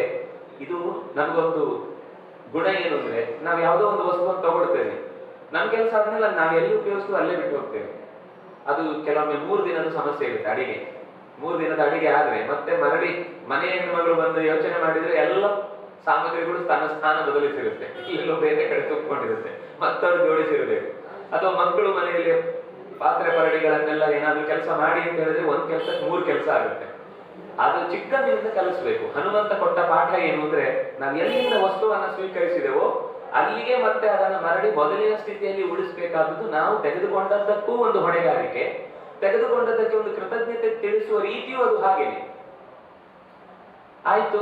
ಈ ರೀತಿ ಇದು ಒಂದು ಸಣ್ಣ ಘಟನೆ ಹೇಳಿದ್ದು. ಹೀಗೆ ರಾಮಾಯಣದಲ್ಲಿ ಹನುಮಂತನ ನಡೆಯಲ್ಲಿ ಪ್ರತಿಯೊಂದರಲ್ಲೂ ನಾವು ಇದು ಒಬ್ಬ ಗುರುವಾಗಿ ನಮಗೆ ಸಿಗುವ ಹನುಮಂತನ ಪಾಠ. ನಾನು ಯಾಕೆ ಹನುಮಂತನ ಕಡೆಗೆ ಹೆಚ್ಚು ಗಮನ ಕೊಡ್ತಾ ಇದ್ದೇನೆ ಅಂದ್ರೆ, ಎಲ್ಲವೂ ಕೂಡ ಒಂದು ಗುರುತ್ವದಲ್ಲಿ ನಿಂತು ಮಾಡಿದ ಅವನ ಗುಣಗಳೇನು. ಯಾಕೆಂದ್ರೆ ಗುರುಗಳ ಬಗ್ಗೆ ಸರಿಯಾಗಿ ತಿಳಿದ್ರೆ ಮಾತ್ರ ಅವರು ನಮಗೆ ಏನ್ ತಿಳಿಸ್ತಾ ಇದ್ದಾರೋ ಅದರಲ್ಲಿ ಎಷ್ಟು ಅರ್ಥವತ್ತಾದ ಮಹತ್ವದ ಸಂಗತಿ ಇದೆ ಅಂತ ನಮಗೆ ವಿಶ್ವಾಸ ಹುಟ್ಟತ್ತೆ. ಅವರ ಬಗ್ಗೆ ನಮಗೆ ಸರಿ ಗೊತ್ತಿಲ್ಲದೆ ಇದ್ರೆ, ಅವ್ರು ಏನಾದ್ರು ಒಂದು ಒಳ್ಳೆಯದನ್ನು ಹೇಳಿದ್ರು, ಅವ್ರು ಹೇಳಿದ್ರೆ ನಾವು ಯಾಕೆ ಕೇಳಬೇಕು ಅಂತ ಪ್ರಶ್ನೆ ಕೊಡುತ್ತೆ. ಆದ್ರೆ ಹನುಮಂತನ ನಡೆಯಲಿದ್ದ ಪ್ರತಿಯೊಂದು ಸಂಗತಿಯಲ್ಲೂ ಕೂಡ ಅದು ಪ್ರಾಕೃತಿಕವಾದ ಪಾಠ ಇದೆ, ಅದರ ಜೊತೆಗೆ ಧಾರ್ಮಿಕವಾದ ಎಚ್ಚರ ಇದೆ, ಸಾಮಾಜಿಕವಾದ ನಂಬಿಕೆಗಳು ಅದರಲ್ಲಿ ತುಂಬಿಕೊಂಡಿದೆ. ಈ ಎಲ್ಲ ದೃಷ್ಟಿಯಲ್ಲೂ ಹನುಮಂತನ ನಡೆ ರಾಮಚಂದ್ರನ ಗುಣಕ್ಕೆ ಹೊಂದಿಕೊಂಡಿರುವಂತಹದ್ದು ಅನ್ನುವ ಈ ಇಡೀ ಘಟನೆ ಕೊನೆಗೆ ರಾವಣನನ್ನು ಎದುರಿಸುವ ಒಂದು ಪ್ರಸಂಗ ಬಂದಾಗ ಎದುರಿಸಿ ನಿಲ್ಲುವಾಗ ಹೊಡಿತಾನೆ. ಹನುಮಂತ ಏಟು ತಿಂದ ಮೇಲೆ ನಾನೊಂದು ವಾಪಸ್ ಹೊಡಿಬೇಕಿದೆ, ನಾನೇ ನಿನಗೆ ಮೊದಲು ಹೊಡಿಬೋದಿತ್ತು, ಆದ್ರೆ ನಂತರ ನೀನು ಹೊಡಿಲಿಕ್ಕೆ ನನ್ನ ಎದುರುಗಡೆ ಇರಲ್ಲ ಅನ್ನೋ ಕಾರಣಕ್ಕೋಸ್ಕರ ನಿನ್ನಿಂದ ಮೊದಲು ಹೊಡೆದಿದ್ದು ನಾನು ನಿನ್ಗೆ ಹೊಡಿತೇನೆ ಅಂತ ಒಂದು ನೆತ್ತನೆ ಮುಟ್ಟಿದ್ನಂತೆ. 10 ಬಾರಿಯಲ್ಲೂ ನೆತ್ತರು ಕಾರಿ ಏನು ಸಾಮರ್ಥ್ಯ ನಿನ್ನದು ಅಂತ. ಅದಕ್ಕೆ ಹನುಮಂತ ಹೇಳ್ದ, ನಾನು ಹೊಡೆದಿದ್ದಲ್ಲ ಮುಟ್ಟಿದ್ದು, ಹೊಡೆದಿದ್ರೆ ನೀನು ಇರ್ತಿರ್ಲಿಲ್ಲ ಅಂತ. ಹೊಗಳ್ತಾನೆ ಮಾತ್ರ ರಾವಣ. ಅಂದ್ರೆ ಹೊಗಳುವುದರಲ್ಲೂ ಇನ್ನು ಹೊಡಿಬೇಡ ಅನ್ನೋ ತಾತ್ಪರ್ಯ ಅಷ್ಟೇ. ಹೊಗಳುವುದರಲ್ಲಿ ನಿನ್ನ ಶಾಲು ಹಾಕಿ ಸನ್ಮಾನ ಮಾಡಿ ಇನ್ನು ಮುಂದೆ ನೀನು ಹೇಳಿದ್ದೆಲ್ಲ ಕೇಳ್ತೇನೆ ಅಂತ ಅರ್ಥ ಅಲ್ಲ. ಹಾಗೆಯೇ ಕೊನೆಗೆ ಯಾವಾಗ ಅವನು ಅಡಗುದಾನದಿಂದ ನಿಂತು ಮರೆಯಿಂದ ಬಾಣವನ್ನು ಹೊಡಿಲಿಕ್ಕೆ ಶುರು ಮಾಡಿದ್ನು, ಸ್ವತಃ ತಾನೇ ಹೆಗಲಲ್ಲಿ ಕೂಡಿಸಿ ರಾಮಚಂದ್ರ ಲಕ್ಷ್ಮಣರ ಜೊತೆಗೆ ಯುದ್ಧಕ್ಕೆ ನಿಲ್ಲಿಸ್ತಾನೆ. ಕೊನೆಗೆ ಇಂದ್ರನೂ ಬಂದು ತನ್ನ ಮಾತಲಿಯ ರಥವನ್ನ ಕಳುಹಿಸಿ ರಾಮಚಂದ್ರನಿಗೆ ನೆರವಾಗ್ತಾನೆ. ಕೊನೆಗೆ ಹನುಮಂತ ಎಲ್ಲವನ್ನೂ ಸೇರಿಸಿ ಇಷ್ಟರಲ್ಲಿ ಏನಾಗ್ತಾ ಇರುತ್ತೆ ಅಂದ್ರೆ, ಆ ಪರ್ವತವನ್ನ ತರುವ ಹೊತ್ತಿಗೆ ಕಪಿವೀರರೆಲ್ಲ ಸೇರಿಕೊಂಡು ರಕ್ಕಸರ ಪಡೆಯಲ್ಲಿ ಬಿದ್ದ ಎಲ್ಲವನ್ನೂ ಸಮುದ್ರಕ್ಕೆ ಎಸಿತಾ ಇರ್ತಾನೆ. ಯಾಕಂದ್ರೆ ಇದು ರಾಮನ ಮೊದಲ ಇನ್ಸ್ಟ್ರಕ್ಷನ್. ಯಾಕೆಂದ್ರೆ ಇಲ್ಲ ಅಂದ್ರೆ ಆ ಪರ್ವತ ತರುವಾಗ ಅದರ ಪರಿಮಳಕ್ಕೇನೆ ಎಲ್ಲ ಕಪಿಗಳು ಎದ್ರು ಅಂತ. ರಾಕ್ಷಸರಿಗೂ ಪರಿಮಳ ಬಂತಲ್ವಾ, ಅವರು ಎದ್ದೇಳ್ಬೇಕಿತ್ತಲ್ವಾ. ಇದಕ್ಕೇನೆ ಮೊದಲೇ ಅವರಿಗೆ ಯಾವ ಕಾರಣಕ್ಕೂ ಚಿಕಿತ್ಸೆ ಕೊಡುವಾಗ್ಲೂ ಸಮಸ್ಯೆ ಆಗುತ್ತೆ. ನಮ್ಮವ್ರಿಗೆ ಚಿಕಿತ್ಸೆ ಕೊಡುವಾಗ ಅರ್ಧ ಸತ್ತವರು ಮತ್ತೆ ನಮ್ಗೆ ದಾರಿ ಮಾಡಿದ್ರೆ ಅದಕ್ಕೋಸ್ಕರ ಅವರನ್ನ ಉಳಿಸ್ಲೇ ಇಲ್ಲ, ಎಲ್ಲ ಸಮುದ್ರಕ್ಕೆ ಎಸೆದು ಬಿಡ್ತಾ ಇದ್ದಿದ್ದು. ಈ ಹೊತ್ತಿನಲ್ಲಿ ಕಪಿವೀರರು ಮಾತ್ರ ಇದ್ರು. ಎಲ್ಲ ಆದ ಮೇಲೆ ಒಂದು ದೊಡ್ಡ ಸೈನ್ಯ ಬಂತು. ಕುಂಭಕರ್ಣ ಸತ್ತ, ಇಂದ್ರಜಿತ್ ಸತ್ತ. ಇಂದ್ರಜಿತ್ ನಿಕುಂಬಿಲದಲ್ಲಿ ಕುಳಿತು ಏಕಾಂತದಲ್ಲಿ ಅತ್ಯಂತ ಕೃತ್ಯ ಪ್ರಯೋಗದ ಮೂಲಕ ಇವರನ್ನೆಲ್ಲ ನಾಶ ಮಾಡಬೇಕು ಅಂತ ಪ್ರಯತ್ನ ಮಾಡಿದ್ರೆ, ಅಲ್ಲಿಗೆ ಸ್ವತಃ ವಿಭೀಷಣ ಲಕ್ಷ್ಮಣನನ್ನ ಕರೆತಂದು ಕಪಿಗಳೆಲ್ಲ ಒಂದಿಷ್ಟು ಅವನ ಯಜ್ಞದಲ್ಲಿ ಅಧ್ವಾನ ನಡೆಸಿ ಅವನ ಏಕಾಗ್ರತೆಯನ್ನು ಭಂಗಗೊಳಿಸಿ ಲಕ್ಷ್ಮಣನ ಬಾಣದ ಪೆಟ್ಟಿನಿಂದ ಅವನನ್ನು ಕೊಲ್ತಾರೆ. ಕುಂಭಕರ್ಣನು ಎಚ್ಚರ ವಹಿಸ್ತಾನೆ, ರಾವಣನನ್ನು ಎಚ್ಚರಿಸ್ತಾನೆ ತಪ್ಪು ಮಾಡ್ತಾ ಇದ್ದಿ ಅಂತ. ಆದ್ರೂ ಅವನು ಕೇಳಲಿಲ್ಲ ಅನ್ನೋ ಕಾರಣ ಕೊನೆಗೆ ಅವನು ಸಾಯ್ತಾನೆ. ರಾವಣ ಕೊನೆಗೆ ತನ್ನ ಒಂದು ಬುದ್ಧಿಯಲ್ಲಿ ಇದ್ದ ಒಂದು ಸೇನೆಯನ್ನು ಕಳುಹಿಸ್ತಾನೆ. ಆ ಬುದ್ಧಿಯಲ್ಲಿದ್ದ ಸೇನೆ ಹೇಗೆ ಅಂದ್ರೆ, ಅದು ಬರುವುದು ಬೇಡ, ಯುದ್ಧ ಮಾಡುವುದು ಬೇಡ, ಹಾದು ಹೋದ್ರೆ ಇದೆಲ್ಲ ಅಪ್ಪಚ್ಚಿ, ಅಷ್ಟು ದೊಡ್ಡ ಸೇನೆ. ಇವರ ಸೇನೆ ಇದ್ದದ್ದಕ್ಕಿಂತ 10 ಪಟ್ಟು ದೊಡ್ಡ ಸೇನೆ, 100 ಪಟ್ಟು ದೊಡ್ಡ ಸೇನೆ. ಕಪಿಗಳಿಗೆ ಎಲ್ಲರಿಗೂ ಭಯ ಆಯಿತು. ಇಬ್ಬರ ಕಣ್ಣಲ್ಲಿ ಮಾತ್ರ ಧೈರ್ಯ ಇತ್ತು, ಒಂದು ಹನುಮಂತ, ಒಂದು ರಾಮ. ಉಳಿದವರೆಲ್ಲರೂ ಕಕ್ಕಬಿಕ್ಕಿಯಾಗಿದ್ದಾರೆ, ಏನ್ ಮಾಡುದು, ಇವರು ಏನಿಲ್ಲ. ಅವ್ರು ಹೀಗೆ ಸುಮ್ಮನೆ ಹಾದು ಹೋದ್ರೆ ಇದೆಲ್ಲ ನೆಲದಲ್ಲಿ ಮಣ್ಣಾಗಿ ಒಟ್ಟಿಗೆ ಎಲ್ಲಿ ಇದೆ ಅಂತಲೂ ನಾಳೆ ಕಣ ಹುಡುಕ್ಲಿಕ್ಕೂ ಸಿಗ್ಲಿಕ್ಕಿಲ್ಲ. ಅಷ್ಟು ದೊಡ್ಡ ಸೇನೆ ತೆರೆಯಂತೆ ಹೆದ್ದೆರೆಯಂತೆ ಎದ್ದು ಬಂದಿದೆ ಸಮುದ್ರದ ಮುಂಭಾಗದಿಂದ. ಆ ಕ್ಷಣದಲ್ಲಿ ರಾಮಚಂದ್ರನ ಸಾಮರ್ಥ್ಯ ಏನು ಅಂತ ಕಪಿವೀರರು ಸ್ವತಃ ಕಣ್ಣಿನಿಂದ ಕಂಡ್ರು. ಎಲ್ಲ ದಿಕ್ಕುಗಳಲ್ಲೂ ಪರಸ್ಪರ ಅವರವರೇ ಹೊಡ್ಕೊಳ್ತಾ ಇದ್ದಾರೆ. ಯಾಕಂದ್ರೆ ಅವನಿಗೆ ಇವನ್ ರಾಮಂತರ ಕಾಣ್ತಾನೆ, ಇವನಿಗೆ ಅವನ್ ರಾಮಂತರ ಕಾಣ್ತಾನೆ. ಇತೋಪಿ ರಾಮ, ತಥೋಪಿ ರಾಮ, ಪರತೋಪಿ ರಾಮ, ಪೃಷ್ಠತೋಪಿ ರಾಮ ಅಂತ ಎಲ್ಲ ಕಡೆಯಲ್ಲೂ ರಾಮನೇ. ಈ ಪರಸ್ಪರ ಅವರ ಹೊಡೆದಾಟದಲ್ಲಿ ರಾಮ ನಿಂತು ಅವರಲ್ಲಿ ಆ ಸೇನೆಯನ್ನು ನಷ್ಟಗೊಳಿಸಿದ್ದನ್ನು ನೋಡಿ ಆಗ ಯೋಚನೆ ಬಂತಂತೆ, ನಾವೇನು ರಾಮನಿಗೆ ಸಹಾಯ ಮಾಡಿದ್ದು, ರಾಮ ನಮಗೆ ಸಹಾಯವನ್ನ ತೆಗೆದುಕೊಳ್ಳುವ ಮೂಲಕ ಅವಕಾಶ ಒದಗಿಸಿದ್ದು ಹೊರತು, ನಾವೆಷ್ಟೋ ಸಲ ಎಲ್ಲೆಲ್ಲೋ ನಮಗೊಂದು ಅವಕಾಶ ಸಿಕ್ಕು ನಾವೊಂದು ಕೆಲಸ ಮಾಡ್ಲಿಕ್ಕಾಗತ್ತೆ, ನೀವಿದ್ದದ್ರಿಂದ ಕೆಲಸ ಆಯ್ತು ರೀ ಅಂತ ಹೇಳ್ತಾರೆ. ನಮ್ಗಾಗ ಹೌದು ನಾನು ಇದ್ದದ್ರಿಂದ ಆಯ್ತು. ಒಬ್ರು ಹೇಳುವಾಗ ಸ್ವಲ್ಪ ಇಲ್ಲ, ಬೇಕಾದಷ್ಟು ಜನ ಇದ್ರು ರೀ. ಇನ್ನೊಬ್ರು ಹೇಳುವಾಗ ಇದ್ರು ರೀ. ಮತ್ತೊಬ್ರು ಹೇಳುವಾಗ ಹೌದು ಇದ್ರು, ಆದ್ರೂ ಸ್ವಲ್ಪ ಮಾಡ್ಬೇಕಲ್ವಾ. ಆಮೇಲೆ ಇನ್ನೂ 4 ಜನ ಹೇಳುವಾಗ ಹೌದ್ರಿ, ನಾನಿಲ್ಲದಿದ್ರೆ ಯಾರಿದ್ರು ಅಂತ ಗೊತ್ತಿಲ್ಲದೇನೆ ಹೊಗಳಿಕೆಯೇ ಪನ್ನ ಶೂಲವಾಗಿ ನಮ್ಮನ್ನ ಕೊಂದು ಬಿಡುತ್ತೆ. ಆದ್ರೆ ಕಪಿಗಳು ಇಲ್ಲಿ ಎಚ್ಚರ ವಹಿಸಿಕೊಂಡ್ರು. ಇಷ್ಟೆಲ್ಲ ಯುದ್ಧ ಮಾಡಿದ ಮೇಲೆ ರಾಮಚಂದ್ರನಿಗೆ ಕಪಯ ಕುತಃ ಸಹಾಯ, ನಾವು ಕಪಿಗಳು ಯಾವ ರೀತಿಯಿಂದಲೂ ಸಹಾಯ ಅಲ್ಲವೇ ಅಲ್ಲ. ರಾಮಚಂದ್ರ ಸ್ವತಃ ಸಮರ್ಥ, ಹಾಗಿದ್ರೂ ನಮಗೆ ಅವಕಾಶ ಕೊಟ್ಟ ಅನ್ನುವ ಈ ಎಚ್ಚರಿಕೆಯನ್ನು ಹೊಂದಿದ್ರಿಂದ ಅವರು ಮತ್ತೆ ಕ್ಷೇಮವಾಗಿ ಒಬ್ರು ಕೂಡ ಹೋದವರಲ್ಲಿ ಮರಳಿ ಬರುವಾಗ ರಾಮಚಂದ್ರನ ಸೇವೆ ಮಾಡ್ಲಿಕ್ಕೆ ಹೋದವರು ಹುತಾತ್ಮರಾದರು ಅಂತ ಸುದ್ದಿ ಇಲ್ಲ. ಎಲ್ಲರನ್ನ ಕಿಷ್ಕಿಂಧೆಗೆ ಕರೆತರುವಾಗ ಎಲ್ಲರ ಮನೆಯ ಅಡ್ರೆಸ್ಸಿಗೂ ಆಯಾ ಮನೆಯ ವ್ಯಕ್ತಿಗಳು ಹೋಗಿ ಸೇರಿದ್ದಾರೆ. ಆದ್ರೆ ಅಲ್ಲೊಂದು ತಮಾಷೆ ಇತ್ತು. ಅಲ್ಲಿ ಹೋಗಿ ನಿಲ್ಲಿಸಿದಾಗ ಓ ಕೆಲಸ ಆಯ್ತು ಅಂತ ವಾಪಸ್ ಇಲ್ಲೇ ಬಿಟ್ಟು ಹೋಗ್ತಾನೆ ಅಂತ ಅಂದುಕೊಂಡ್ರು. ಆದ್ರೆ ಅಲ್ಲಿ ಇಳಿಸಿದ್ ಯಾಕೆ ಅಂದ್ರೆ ನಿಮ್ಮ ಹೆಂಡತಿ ಮಕ್ಕಳನ್ನ ಕರ್ಕೊಂಡು ಬನ್ನಿ ಅಯೋಧ್ಯೆಗೆ ಹೋಗ್ಬೇಕು ಅಂತ ಅಷ್ಟೂ ಕಪಿಗಳನ್ನ ಆ ಎಕ್ಸ್ಪ್ಯಾಂಡೇಬಲ್ ಆಗುವ ಪುಷ್ಪಕ ವಿಮಾನದಲ್ಲಿ ಹೊತ್ತು ಸಾಗಿದ. ಅವರಿಗೆ ಆಶ್ಚರ್ಯ, ಈಗಲೇ ಎಲ್ಲ ತುಂಬ್ಕೊಂಡ್ಬಿಟ್ಟಿದೆ, ಇನ್ನೆಲ್ಲಿಂದ ತುಂಬಿಸುದು ಜನರನ್ನ ಅಂತ, ನೀವು ಕರ್ಕೊಂಡು ಬನ್ನಿ ಇಂದ. ಅಂದ್ರೆ ಅದು ನಾವು ಸಾಮಾನ್ಯವಾಗಿ ಸ್ವಲ್ಪ ಭಾವುಕತೆಯಿಂದಲೂ ಅಥವಾ ನಮ್ಮ ಪ್ರಾಚೀನರ ಬಗೆಗಿನ ಓವರ್ ಕಾನ್ಫಿಡೆನ್ಸ್ ಇಂದ ನಮ್ಮ ಕಾಲದಲ್ಲೂ ರಾಮಾಯಣದ ಕಾಲದಲ್ಲೂ ವಿಮಾನ ಇತ್ತು ರೀ, ಅದೇನು ಮಹಾ ನೀವು ಮಾತ್ರ ದೊಡ್ಡ ವಿಮಾನ ಅಂತ. ಹಾಗಾದ್ರೆ ಒಂದ್ಸರ್ತಿ ರಾಮಾಯಣದ ಆಧಾರ ಇಟ್ಕೊಂಡು ಮಾಡಿ ತೋರಿಸಿ, ಮಹಾಭಾರತದ ಆಧಾರ ಇಟ್ಕೊಂಡು ಮಾಡಿ ತೋರಿಸಿ, ಅದು ಇತ್ತು, ಯಾವಾಗ ಎಲ್ಲಿ ಬಿತ್ತೋ ಗೊತ್ತಿಲ್ಲ, ನಾವಂತೂ ಇತ್ತು ಅಂತ ಹೇಳ್ಕೊಂಡು ತಿರುಗ್ತೇವೆ. ವಿಮಾನಗಳಲ್ಲಿ ಎರಡು ಬಗೆಯಿತ್ತು, ಒಂದು ಯಂತ್ರ ವಿಮಾನ, ಇನ್ನೊಂದು ಮಂತ್ರ ವಿಮಾನ ಅಂತ. ಮಂತ್ರ ವಿಮಾನದ ಬಗ್ಗೆ ಇಲ್ಲಿ ಮಾತಾಡಿದ್ದು ಹೊರತು ನಾವು ಇವತ್ತು ಬಳಸುವ ಯಂತ್ರದ ಬಗ್ಗೆ ಮಾತಾಡಿದ್ದಲ್ಲ. ಯಂತ್ರವೂ ಇತ್ತು, ಇಲ್ಲ ಅಂತ ನಾನು ಹೇಳ್ತೇನೆ. ಇಲ್ಲಿ ಬಳಸಿದ ಆ ವಿವರ ನನಗೆ ಗೊತ್ತಾಗುವುದು ತಪಸ್ವಿಗಳಾಗಿ ಅವರು ಮನನ ಶಕ್ತಿಯಿಂದಾಗಿ ಇಡೀ ಅಷ್ಟೂ ಭಾರವನ್ನ ಹೊರುವ. ಯಾಕೆಂದ್ರೆ ಅದು ಬೇರೆ ಬೇರೆ ರೀತಿಯ ಅಷ್ಟಸಿದ್ಧಿಗಳು ಅಂತ ಹೇಳುವಾಗ ಲಘುವಾಗುವುದು, ಭಾರವಾಗುವುದು, ಚಿಕ್ಕದಾಗುವುದು, ದೊಡ್ಡದಾಗುವುದು ಅನ್ನುವ ಅನೇಕ ವಿದ್ಯೆಗಳಿವೆ. ಅದರ ವಿದ್ಯೆಯ ಬಲದಿಂದ ಎಲ್ಲವನ್ನು ಹಗುರವಾಗಿಸಿ ಹೊತ್ತೊಯ್ಯುವಂತಹ ಮಾನಸಿಕ ಶಕ್ತಿಯಿಂದ ಅದು ನಡೀತಾ ಇದ್ದದಾದ್ರಿಂದ ಅದು ಸೇರಿದಷ್ಟು ಜನರನ್ನು ಅದು ಹೊತ್ತುಕೊಳ್ಳುವ ವ್ಯವಸ್ಥೆಯನ್ನ ಅಲ್ಲಿ ಹೇಳ್ತಾರೆ. ಕೊಟ್ಟಂತೂ ಕರೆತರುವಾಗ ಸೀತೆಯನ್ನ ಕರೆತರುವ ಪ್ರಸಂಗ ಬರುತ್ತೆ, ಸೀತೆಯನ್ನ ಪರೀಕ್ಷಿಸಿ ಕರೆತರುವಂತಹ ಮಾತಾಗುತ್ತೆ. ಇದರ ಹಿಂದೆ ಪುರಾಣಗಳಲ್ಲಿ ಅದರ ಸ್ಪಷ್ಟ ಉಲ್ಲೇಖ ಇದೆ, ರಾಮಾಯಣದಲ್ಲೂ ಅದರ ಸೂಕ್ಷ್ಮವಾದ ಮಾತುಗಳು ಬರ್ತಾರೆ. ಅಗ್ನಿ ಸೀತೆಯನ್ನ ಶುದ್ಧಳು ಅಂತ ಹೇಳಿ ಕೊಡುವಾಗ ಮೊದಲು ಪಡೆದದ್ದೇನು ಅನ್ನುವ ಸುದ್ದಿ ಅಲ್ಲಿ ಕಾಣುತ್ತೆ ನಮಗೆ. ರಾವಣ ನಿಜವಾಗಿ ಎಳ್ಕೊಂಡು ಹೋದದ್ದು ಪೂರ ಸತ್ಯ ಅಲ್ಲ ಸೀತೆಯನ್ನ. ಯಾಕಂದ್ರೆ ಅಲ್ಲಿ ಆಗಲೇ ಆ ಮನೆಯಲ್ಲಿದ್ದಂತಹ ಅಗ್ನಿಹೋತ್ರದ ಅಗ್ನಿಯಲ್ಲಿ ಅಗ್ನಿ ಸೀತೆಯನ್ನ ಕರೆದೊಯ್ದು ಸೀತೆಯ ಆಕೃತಿಯಲ್ಲಿ ಇಂದ್ರ ನೆಲೆಸಿದ್ದ. ಆದ್ರೆ ಆ ಸೀತೆಯ ಸೌಂದರ್ಯಕ್ಕಾಗಿ ಸೀತೆ ಒಂದು ಅಂಶದಿಂದ ನೆಲೆಸಿದ್ಲು ಅನ್ನೋ ಮಾತನ್ನ ನಾವು ನೋಡ್ತೇವೆ.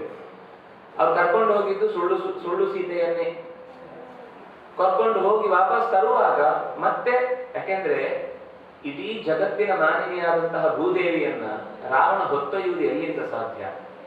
ಈ ಸಾಮಾನ್ಯ ನಿಯಮದಿಂದ ಯೋಚನೆ ಮಾಡಿದ್ರು ಕಷ್ಟ. ಹಾಗಿದ್ರು ಅಲ್ಲಿ ಬರುವಾಗ ಕೈಲಾಸದ ಪ್ರದೇಶದಲ್ಲಿ ಪಾರ್ವತಿ ಮತ್ತು ಶಿವನಿಂದ ಆರಾಧ್ಯ ಮೂರ್ತಿಯಾಗಿ ಸೀತೆಯನ್ನ ಮರಳಿ ತಂದು ರಾಮನ ಕೈಗೆ ಒಪ್ಪಿಸ್ತಾರೆ ಅಂತ ಅಲ್ಲಿ ಉಲ್ಲೇಖ ಬರುತ್ತೆ. ಸ್ಕಂದ ಪುರಾಣದಲ್ಲಿ ಅದರ ಅಂಶಗಳು ನಮಗೆ ಸ್ಪಷ್ಟವಾಗಿ ಕಾಣುತ್ತೆ. ಸರಿ, ಒಟ್ಟಂತೂ ಸೀತೆಯನ್ನ ಕರೆತಂದದ್ದಾಯಿತು. ಮರಳಿ ಮನೆಯಲ್ಲಿ ಭರತ ಕಾಯ್ತಾ ಇದ್ದ. ಹನುಮಂತನ ಹತ್ರ ಹೇಳ್ತಾನೆ, ಭರತನಿಗೆ ಸುದ್ದಿ ಹೇಳುವಾಗ ಎಲ್ಲಿಯಾದ್ರೂ ಭರತನಿಗೆ ಬಂದೇ ಬಿಟ್ಟ ರಾಮಚಂದ್ರ ಅಂತ ಎಲ್ಲಿಯಾದ್ರೂ ಅನಿಸಿದ್ರೆ ನನ್ಗೆ ಸುದ್ದಿ ಹೇಳು, ಇಲ್ಲಿಂದಲೇ ನಾನು ಮತ್ತೆ ಹಣ್ಣು ಹಂಪಲು ಗೆಡ್ಡೆ ಗೆಣಸು ಅಭ್ಯಾಸ ಆಗ್ಬಿಟ್ಟಿದೆ, ಇದ್ದು ಬಿಡ್ತೇನೆ ಕಾಡಲ್ಲಿ ಅಂತ. ಹನುಮಂತ ಹೋಗಿ ಆ ಸುದ್ದಿಯನ್ನ ಹೇಳಿದಾಗ ಎಷ್ಟು ಕರಗುತ್ತಾನೆ ಅಂದ್ರೆ, ಅವನು ಕೂಡ ಜಟೆಯನ್ನ ಬಿಟ್ಟು ಮಲದಿದ್ದಂಗ, ಮೈಯಲ್ಲಿ ಕೊಳೆ ಹಾಗೆ ಇತ್ತು, ಆಡಳಿತಕ್ಕೆ ಬೇಕಾದ ಅಧಿಕಾರವನ್ನು ವಹಿಸಿದ್ದ ಅಂತ ಅನ್ನೋದು ಹೊರಗಿನಿಂದ ನಂದಿಗ್ರಾಮದಲ್ಲಿ ಬಿಟ್ರೆ ಯಾವ ಅಪೇಕ್ಷೆಯನ್ನು ಇಟ್ಟುಕೊಳ್ಳದೆ ನಡೆಸ್ತಾ ಇದ್ದ. ಓಡೋಡಿ ಬರ್ತಾನೆ ರಾಮಚಂದ್ರನನ್ನು ಹುಡುಕಿಕೊಂಡು, ಇಲ್ಲ ಇನ್ನು ಭರದ್ವಾಜರ ಆಶ್ರಮದಲ್ಲೇ ಇದ್ದಾನೆ, ನೀನು ಸಿದ್ಧತೆ ಮಾಡ್ಕೊಂಡು ನಾನು ಹೇಳಿ ಬರ್ತೇನೆ ಅಂತ ಹೇಳಿ ಮತ್ತೆ ಕರೆತರುವಾಗ ಅಡ್ಡ ಬಿದ್ದು ನಮಸ್ಕಾರ ಮಾಡ್ತಾನೆ. ನಮಸ್ಕಾರ ಮಾಡಿ, ಅಮ್ಮನನ್ನು ಬೈದಿಲ್ಲ, ತಮ್ಮ ಅಂತ ನನ್ನನ್ನು ಸ್ವೀಕರಿಸ್ತೀಯಾ ಅಂತ ಕೇಳ್ತಾನೆ. ಯಾಕೆಂದ್ರೆ ಆ ಪಾದುಕೆಯನ್ನು ಕರೆದೊಯ್ಯುವ ಸಂದರ್ಭದಲ್ಲಿ ರಾಮಚಂದ್ರ ಭರತನಿಗೆ ಹೇಳಿದ್ದ ಮಾತು, ನೀನು ತಪ್ಪಿ ಇನ್ನು ಮುಂದೆ ಒಂದು ಮಾತು ಅಮ್ಮನನ್ನ ಬೈದ್ರೆ ನಾನು ನಿನ್ನನ್ನ ತಮ್ಮ ಅಂತ ಯಾವತ್ತಿಗೂ ಸ್ವೀಕರಿಸುವ ಹಾಗಿರುವುದಿಲ್ಲ, ಎಚ್ಚರ ಅಂತ.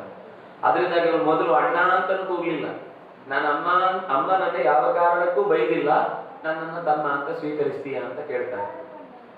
ಆ ಭಾವುಕತೆಗೆ ಎರಡು ಪ್ರಸಂಗದಲ್ಲಿ ಕವಿಗಳೆಲ್ಲ ಮೈ ಮರೆತು ಬಿಟ್ಟಿದ್ವಂತೆ. ಒಂದು ಸೀತೆ ರಾಮನನ್ನ ಸೇರುವ ಹೊತ್ತು, ಎರಡನೇದು ಈ ಭರತ ಅಣ್ಣನನ್ನ ಸೇರುವ ಹೊತ್ತು. ಇದೆರಡು ಅವರಿಗೆ ತುಂಬಿ ಬಂದಂತೆ ಎಂಥ ಒಂದು ಬಾಂಧವ್ಯ. ರಾಮಚಂದ್ರನ ಕಥೆ ಅಂದ್ರೆ, ಅದು ರಾಮಾಯಣ ಅಂದ್ರೆ ಕೇವಲ ಒಂದು ಸೀರಿಯಲ್ಸ್ ಆಗುವ ಹಾಗೆ ಒಂದು ಕಥೆ ಆದ್ಮೇಲೆ ಮತ್ತೊಂದು ಕಥೆ, ಮತ್ತೊಂದು ಕಥೆಯಲ್ಲಿ ಒಂದೊಂದು ಕಥೆ, ಒಂದು ಕಣ್ಣೀರಿನ ಕಥೆ, ಕೈ ತೊಳೆಯುವ ಕಥೆ. ನಮ್ಗೆ ನೀರಿನ ಸಮಸ್ಯೆ ಇದ್ರೆ ತಕ್ಷಣ ಟಿವಿಯಲ್ಲಿ ಏನಾದ್ರು ನಳ್ಳಿದ್ದು ಆನ್ ಮಾಡಿದ್ರೆ ತುಂಬಾ ನೀರು ತುಂಬಿತ್ತು. ಆದ್ರೆ ಇದು ಕೇವಲ ಒಂದು ಕಣ್ಣೀರಿನ ಕಥೆ ಅಲ್ಲ, ಬಾಂಧವ್ಯದ ಕಥೆ.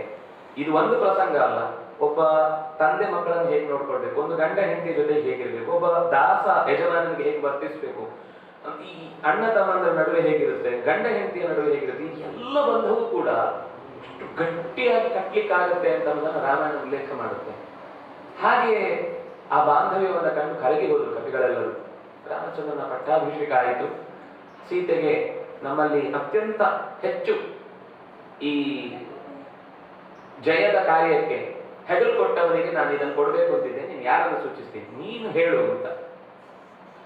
ಅವಳು ಹನುಮಂತನನ್ನ ಹೋಗಿ ಗುರುತಿಸಿ ಆ ಕೈಯಲ್ಲಿದ್ದ ಮಾಲೆಯನ್ನು ಹಾಕ್ತಾಳೆ. ರಾಮಚಂದ್ರನಿಗೆ ಏನ್ ಕೊಡಬೇಕು ಅಂತ ಗೊತ್ತಾಗಲಿಲ್ಲ. ಅವನು ಗಟ್ಟಿಯಾಗಿ ಹೋಗಿ ಅಪ್ಕೊಂಡ್ಬಿಡ್ತಾನೆ.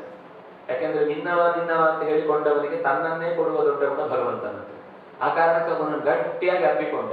ಹೀಗೆ ದೇವರನ್ನೇ ಅತ್ಯಂತ ಪ್ರೀತಿಯಿಂದ ಅಪ್ಪುಗೆ ಪಡೆಯುವ ಮೂಲಕ ಒಲಿಸಿಕೊಂಡಂತಹ ಹನುಮಂತ ಎಲ್ಲ ರೀತಿಯಿಂದಲೂ ಗುರುವಾಗುವುದಕ್ಕೆ ಯೋಗ್ಯವಾದ ಅರ್ಹತೆ ಇದ್ದವನು. ಯಾಕೆಂದ್ರೆ ದೇವರನ್ನು ಯಾರು ಹತ್ತಿರದಿಂದ ಕಂಡಿರ್ತಾನೋ, ಈಗ ಕುರುಡನ ಬೆನ್ನು ಹಿಡಿದ ಕುರುಡನ ದಂಡಿನಂತೆ ಇವತ್ತು ಬಹಳ ಜನ ಓಡಾಡ್ತಾರೆ.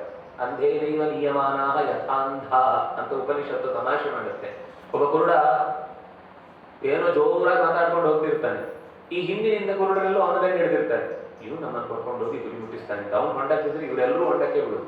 ಅಂತಹ ಗುಗ್ಗುರುಗಳೇ ನಮ್ಮ ಸುತ್ತ ಇರುವಾಗ ನಿಜವಾದ ಕಂಡ ಸತ್ಯವನ್ನು ಚೆನ್ನಾಗಿ ಹೇಳಬಲ್ಲ, ಅರ್ಥೈಸಿಕೊಳ್ಳಬಲ್ಲ, ಅರ್ಥೈಸಿ ನಮ್ಮನ್ನು ಕೂಡ ಆ ದಾರಿಯಲ್ಲಿ ನಡೆಸಬಲ್ಲ ಒಬ್ಬ ಗುರು ಅಂತಿದ್ರೆ ಅದು ಹನುಮಂತ. ಹಾಗಾಗಿ ಹನುಮಂತನ ವಜ್ರಾಂಗ ಬಲಿ ದೈಹಿಕವಾಗಿಯೂ ಬೌದ್ಧಿಕವಾಗಿಯೂ. ಅದಕ್ಕೋಸ್ಕರ ನಾವು ಪ್ರಾರ್ಥನೆ ಮಾಡುವಾಗ ಬುದ್ಧಿರ್ ಬಲಂ ಯಶೋ ಧೈರ್ಯಂ ನಿರ್ಭಯತ್ವಂ ಅರೋಗತ ಅಜಾಡ್ಯಂ ವಾಕ್ಪಟುತ್ವಂಚ ಹನುಮತ್ ಸ್ಮರಣಾತ್ ಭವೇತ್. ಈ ಶ್ಲೋಕದಲ್ಲಿ ಹನುಮಂತನ ಸ್ಮರಣೆ ಮಾಡಿದ್ರೆ ಇದೆಲ್ಲ ಸಿಗುತ್ತೆ ಅಂತಿದೆ. ನಾವು ಈ ಶ್ಲೋಕ ಹೇಳಿ ಮುಗಿಸ್ಬಿಡ್ತೇವೆ, ಆಮೇಲೆ ಹನುಮಂತನ ಸ್ಮರಣೆ ಮಾಡೋದಿಲ್ವೇ. ಆದ್ರಿಂದ ನಮ್ಮ ಈ ಶ್ಲೋಕ ಹೇಳಿದ್ರು ಪೂರ್ತಿ ಫಲ ಸಿಗುವುದರಲ್ಲಿ ಸ್ವಲ್ಪ ಹಿಂದೆ ಜಾರುವ ಪ್ರಸಂಗ ಇರುತ್ತೆ. ಈ ಶ್ಲೋಕ ಹೇಳಿ ಹನುಮಂತನನ್ನು ಸ್ಮರಿಸಬೇಕು. ಅವನ ಬುದ್ಧಿಯ ಬಲ, ಅವನ ಯಶಸ್ಸಿನ ಬಲ, ಅವನ ಧೈರ್ಯದ ಬಲ, ಅವನ ಆ ಪ್ರತಿಯೊಂದು ಕ್ರಿಯೆಯಲ್ಲಿದ್ದ ವಾಕ್ಪಟುತ್ವ, ಇದೆಲ್ಲವನ್ನು ನೆನೆದು ನಾವು ಹನುಮತೆ ನಮಃ ಅಥವಾ ಹನುಮಂತನಿಗೆ ನನ್ನ ನಮಸ್ಕಾರ, ಹನುಮಂತನೇ ನಿನಗೆ ನನ್ನ ನಮಸ್ಕಾರ ಅಂತ ನಾವು ಮನಃಪೂರ್ವಕವಾಗಿ ಪ್ರಾರ್ಥನೆ ಮಾಡಿದ್ರೆ ಇಷ್ಟೂ ಗುಣಗಳು ನಮ್ಮ ಬದುಕಿನಲ್ಲೂ ಪ್ರತಿಫಲಿಸುತ್ತವೆ. ನಾವು ಯಾರತ್ರ ಹೆಚ್ಚು ಹೆಚ್ಚು ಒಡನಾಟ ಇಟ್ಟುಕೊಳ್ತೇವೋ ಅವರ ಪ್ರಭಾವ ನಮ್ಮ ಮೇಲೆ ತಿಳಿಯದಂತೆ ನಮ್ಮ ಮೇಲೆ ಅದು ಬೀಳ್ತಾ ಇರುತ್ತೆ. ನಮ್ಗೆ ಗೊತ್ತಿರುವುದಿಲ್ಲ ಅಷ್ಟೇ. ತುಂಬಾ ಚೆನ್ನಾಗಿ ಬದುಕಿದ ಗಂಡ ಹೆಂಡತಿ 25 ವರ್ಷ ಆದ್ಮೇಲೆ ಮದುವೆ ಆದ ಫೋಟೋ ಮತ್ತೆ 25 ವರ್ಷ ಆದ್ಮೇಲೆ ಫೋಟೋ ಒಟ್ಟಿಗಿಟ್ಟು ನೋಡಿ, ಆ ಹೊಂದಿಕೊಂಡದ್ದು ಹೌದಾಗಿದೆ. ಇನ್ನು ಅದನ್ನ ನೋಡಿ ಹೊಂದಿಕೊಂಡಿಲ್ಲ ಅಂತ ಗಲಾಟೆ ಮಾಡಬೇಡಿ. ಸಾಮಾನ್ಯ ಹೊಂದಿಕೊಂಡಿರುತ್ತೆ. ಒಂದು ಫೋಟೋದಲ್ಲಿ ತಕ್ಷಣ ಗಂಡ ಹೆಂಡತಿ ಯಾರು ಅಂತ ಅದು ಗೊತ್ತಾಗುತ್ತೆ. ಅದರಲ್ಲಿ ಒಂದು ಸಿಮಿಲಾರಿಟಿ ಕಾಣುತ್ತೆ. ಅದು ಫೋಟೋದಲ್ಲೇ ಅಂತಲ್ಲ, ನಾನು ಹೇಳ್ತಾ ಇರೋದು ಒಟ್ಟಿಗೆ ಅವರ ನಡೆನುಡಿಗಳಲ್ಲಿ ಆ ಒಂದು ಸಿಮಿಲಾರಿಟಿ ಬಂದು ಬಿಡುತ್ತೆ. ಯಾಕೆಂದ್ರೆ ನಾನು ಹೇಳ್ತಾ ಇರೋದು ಒಬ್ಬ ಸಾಮಾನ್ಯ ವ್ಯಕ್ತಿಯಾಗಿ ಅವ್ರಿಗೆ ಏನ್ ಇಷ್ಟ ಅಂತ ಅವಳು ಕೆಲವು ಬಿಡ್ತಾಳೆ, ಅವ್ರಿಗೆ ಇಷ್ಟ ಆಗೋದು ಬೇಡ ಅಂತ, ಅವಳಿಗೆ ಅದು ಇಷ್ಟ ಇಲ್ಲ ಅಂತ ಅವನು ಕೆಲವನ್ನ ತ್ಯಾಗ ಮಾಡ್ತಾನೆ. ಹೀಗೆ ಪರಸ್ಪರ ಹೊಂದಾಣಿಕೆಯಿಂದ ಬದುಕಿದ ಮನಸ್ಸಿನಲ್ಲಿ, ದೇಹದಲ್ಲಿ, ಮಾತಿನಲ್ಲಿ ಒಂದು ಏಕತಾನತೆ ಅನ್ನೋದು ಚೆನ್ನಾಗಿ ಗೋಚರಿಸುತ್ತೆ. ವ್ಯಕ್ತಿಗಳ ನಡುವೆನೇ ಇಷ್ಟು ಭಾವುಕತೆಗೆ ಒಟ್ಟಿದಾಗ ಅನೇಕ ಗುಣಗಳು ಪ್ರಭಾವಿಸ್ತವೆ ಅಂತ ಅಂದ ಮೇಲೆ ಅವನು ಸಿಂಧು ಬಿಂದು ಎನಿಸಿದ ನಾವು ಅವನ ಮುಂದೆ ನಿಂತಾಗ ಅಲ್ಲಿಯ ಆ ಎತ್ತರ ಅಂತ ಅನ್ನೋದು ನನ್ನಲ್ಲಿ ಪ್ರತಿಫಲಿಸುವುದಿಲ್ಲ ಅಂತ ಹೇಳ್ಬೇಕು. ಪ್ರತಿಫಲಿಸದೇ ಇರುತ್ತೆ ಅಂತ ಹೇಳಲಿಕ್ಕಾಗುತ್ತಾ? ಖಂಡಿತ ಪ್ರತಿಫಲಿಸುತ್ತೆ. ಅವನ ಎಲ್ಲಾ ಗುಣಗಳು ಆಗದೇ ಇದ್ರು ನಮ್ಗೆ ಹೊಂದುವಂತ, ಈಗ ಕನ್ನಡಿ ಚಿಕ್ಕದಿದ್ರೆ ಅದು ಆ ವಸ್ತು ಎಷ್ಟೇ ದೊಡ್ಡದಿರಲಿ, ಒಂದು ಚಿಕ್ಕ ಪ್ರತಿಮೆ ಆದ್ರೂ ಅದು ತೋರಿಸುತ್ತೆ. ಆ ಆಕೃತಿ, ಆ ದೂರ, ಎತ್ತರ ಅದೆಲ್ಲ ತೋರಿಸದೇ ಇರ್ಬೋದು. ಆದ್ರೆ ಇಡೀ ಗುಣವನ್ನ ಈ ಚಿಕ್ಕ ಕನ್ನಡಿ ತೋರಿಸ್ಲಿಕ್ಕೆ ಸಾಧ್ಯ ಇದೆ. ಹಾಗೆ ಭಗವಂತನನ್ನ ಪ್ರತಿಫಲಿಸಿಕೊಳ್ಳುವ ಶಕ್ತಿ ಆಗುವ ಒಂದು ಸಾಮರ್ಥ್ಯವನ್ನ ಹನುಮಂತ ನಮ್ಮ ಮುಂದೆ ತೋರ್ತಾನೆ. ತೋರುವ ಮೂಲಕ ನಮ್ಮಲ್ಲೂ ಆ ಭಗವಂತನ ಎತ್ತರಕ್ಕೆ ಕರೆದೊಯ್ತಾನೆ ಅನ್ನುವ ಈ ಗುಣದ ಚಿಂತನೆಯ ಜೊತೆಗೆ ಇವತ್ತಿನ ಚಿಂತನೆಯನ್ನ ಮುಕ್ತಾಯ ಮಾಡೋಣ. ಕೊನೆಗೆ ಒಂದೆರಡು ನಿತ್ಯದಲ್ಲಿ ಈ ಶ್ಲೋಕವನ್ನು ಹೇಳುವ ಅಭ್ಯಾಸ ಇಟ್ಟುಕೊಳ್ಳೋಣ.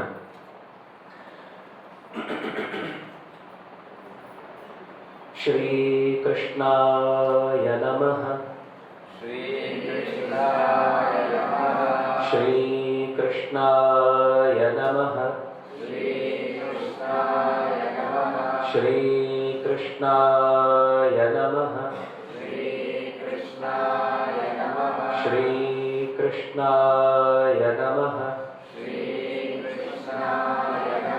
ಶ್ರೀ ಕೃಷ್ಣಾಯ ನಮಃ.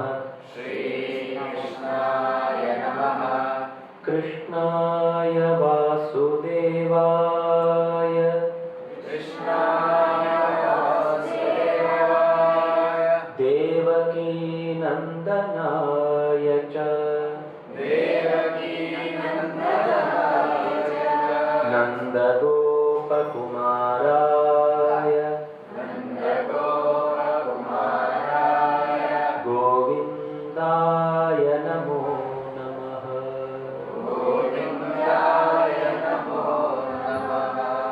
रामाय रामभद्राय रामचन्द्राय वेधसे नाथाय रघुनाथाय सीतायाः पतये नमः।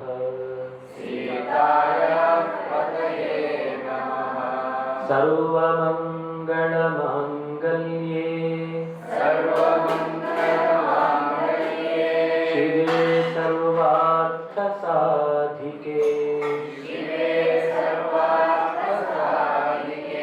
शरण्ये त्र्यम्बके गौरी नारायणि नमोऽस्तुते। बुद्धिर्बलं यशोधैर्यं निर्भयत्वमरोगता अजाड्यं वाक्पटुत्वं च हनुमत्स्मरणात् भवेत्। श्री हनुमते नमः।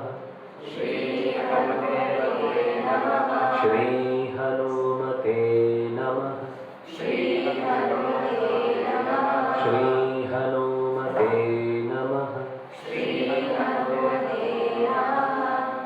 हरे राम राम राम हरे हरे।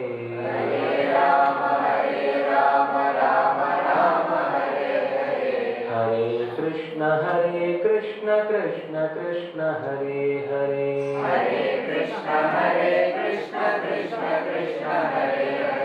हरे राम राम राम हरे हरे।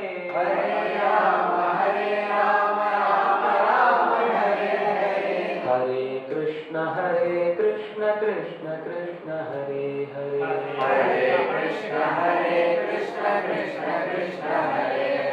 कृष्ण कृष्ण हरे हरे। कृष्ण कृष्ण हरे हरे। श्री कृष्णार्पणमस्तु।